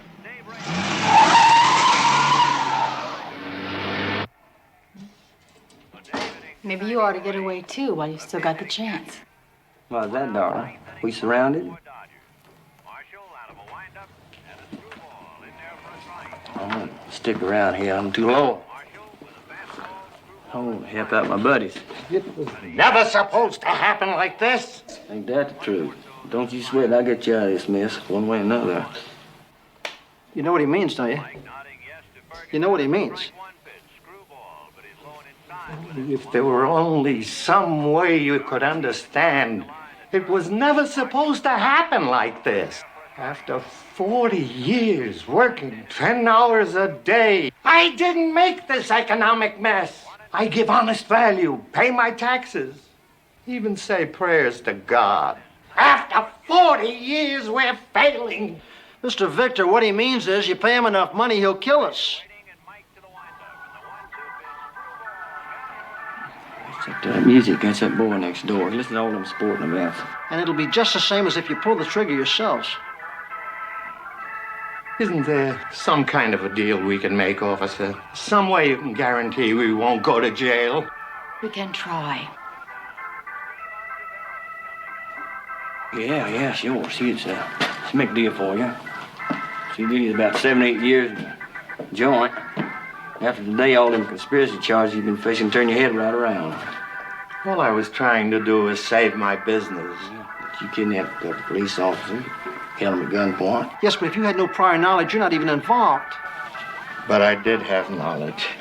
But think, Mr. Victor, compared with murder, those are minor charges. It don't make no difference, darling. You know as well as I do. You go to the joint, and the missus go with you. We couldn't take it. We would die. We're too old. We couldn't survive. I'm gonna fix it now so you don't have to worry another day for the rest of your life. For how much money? Oh, no, Sam, please. Now, this is insurance money. That's it. That's all. How could you consider anything like this? How could you? I'm willing to pay them. But they won't take it. They'd lock us up.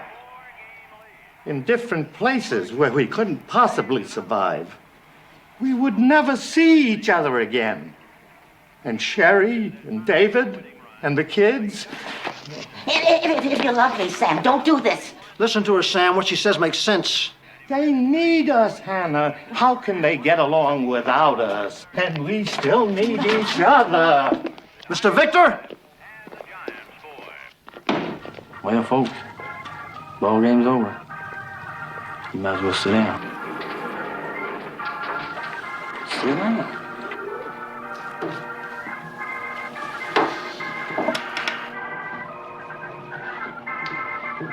You're never going to see a cent of that money. Why's that, House? Those jewels were on memo, consigned by a dealer from New York. His insurance company has the right to subrogate against the victors and take everything they own. Yeah, well, you're wrong in the end, see? Because they only made a settlement. They give him half, see, $50,000.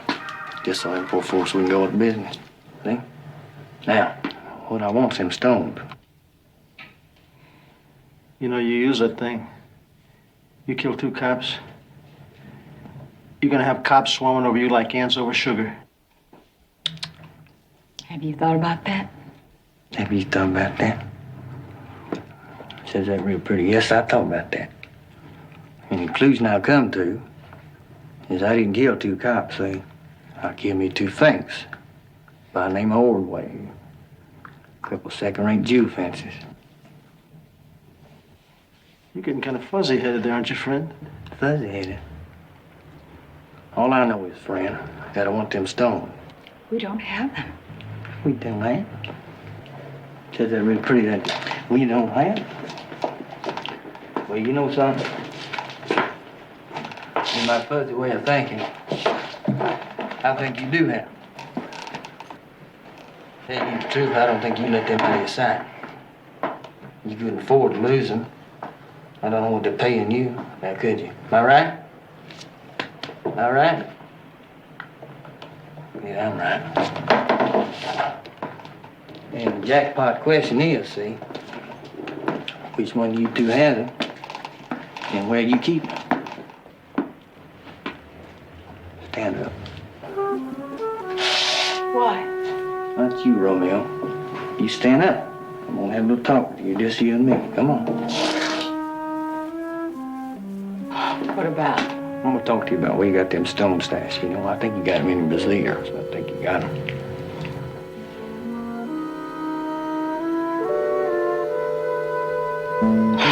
You're insane.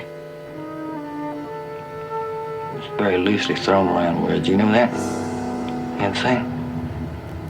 But I've heard that many times in my life. My dear mom used to tell that to me. And a whole multitude of school teachers used to tell that to me. And some acquaintances I met in the joint used to tell it to me. But right now, in this moment of my life, see, I'm holding this piece on you, and you're looking into it, so it don't make no difference who's in the saying, who's saying, you know what I mean? So why don't you, disrobe? I don't have to do this. Yes, you do. That's what I'm telling you now. Take it off. You got them in there, and I want to. Come on. Pep looks like he's got us. What do you mean, us? Well, I mean, when you're faced with a situation like this, the best thing to do is just relax and enjoy it. See it? Crowley, I think you've blown your cotton picking line. You know what I think is? I think he's stalling, see? Don't do that to me. Just unbutton now. Come on, take it off.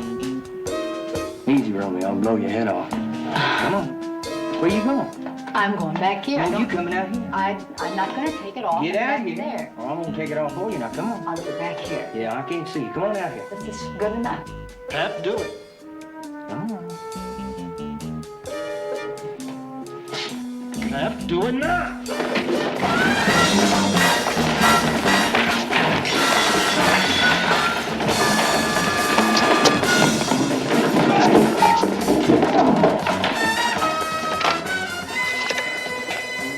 Operator, police emergency. 1. Here's a copy of the Victor statement in case either of you are interested. Not right now. Yeah, the whole thing seems so stupid. You better be careful. You're starting to feel sorry for him. The trouble with you people from criminal conspiracy is all of you are born without souls. You got a heart of gold, Paul. It's Speaking of souls, William, I have just one question for you. What's that? Just how far were you willing to let me undress for our kooky friend? Well, let's face it, kid, our lives were at stake. I guess I was willing to make the ultimate sacrifice. I hope real soon we run into a lady jewel thief. A nice, tough, aggressive, liberated female. It wouldn't work. Why not? She'd never believe I was wearing a bra. Would she?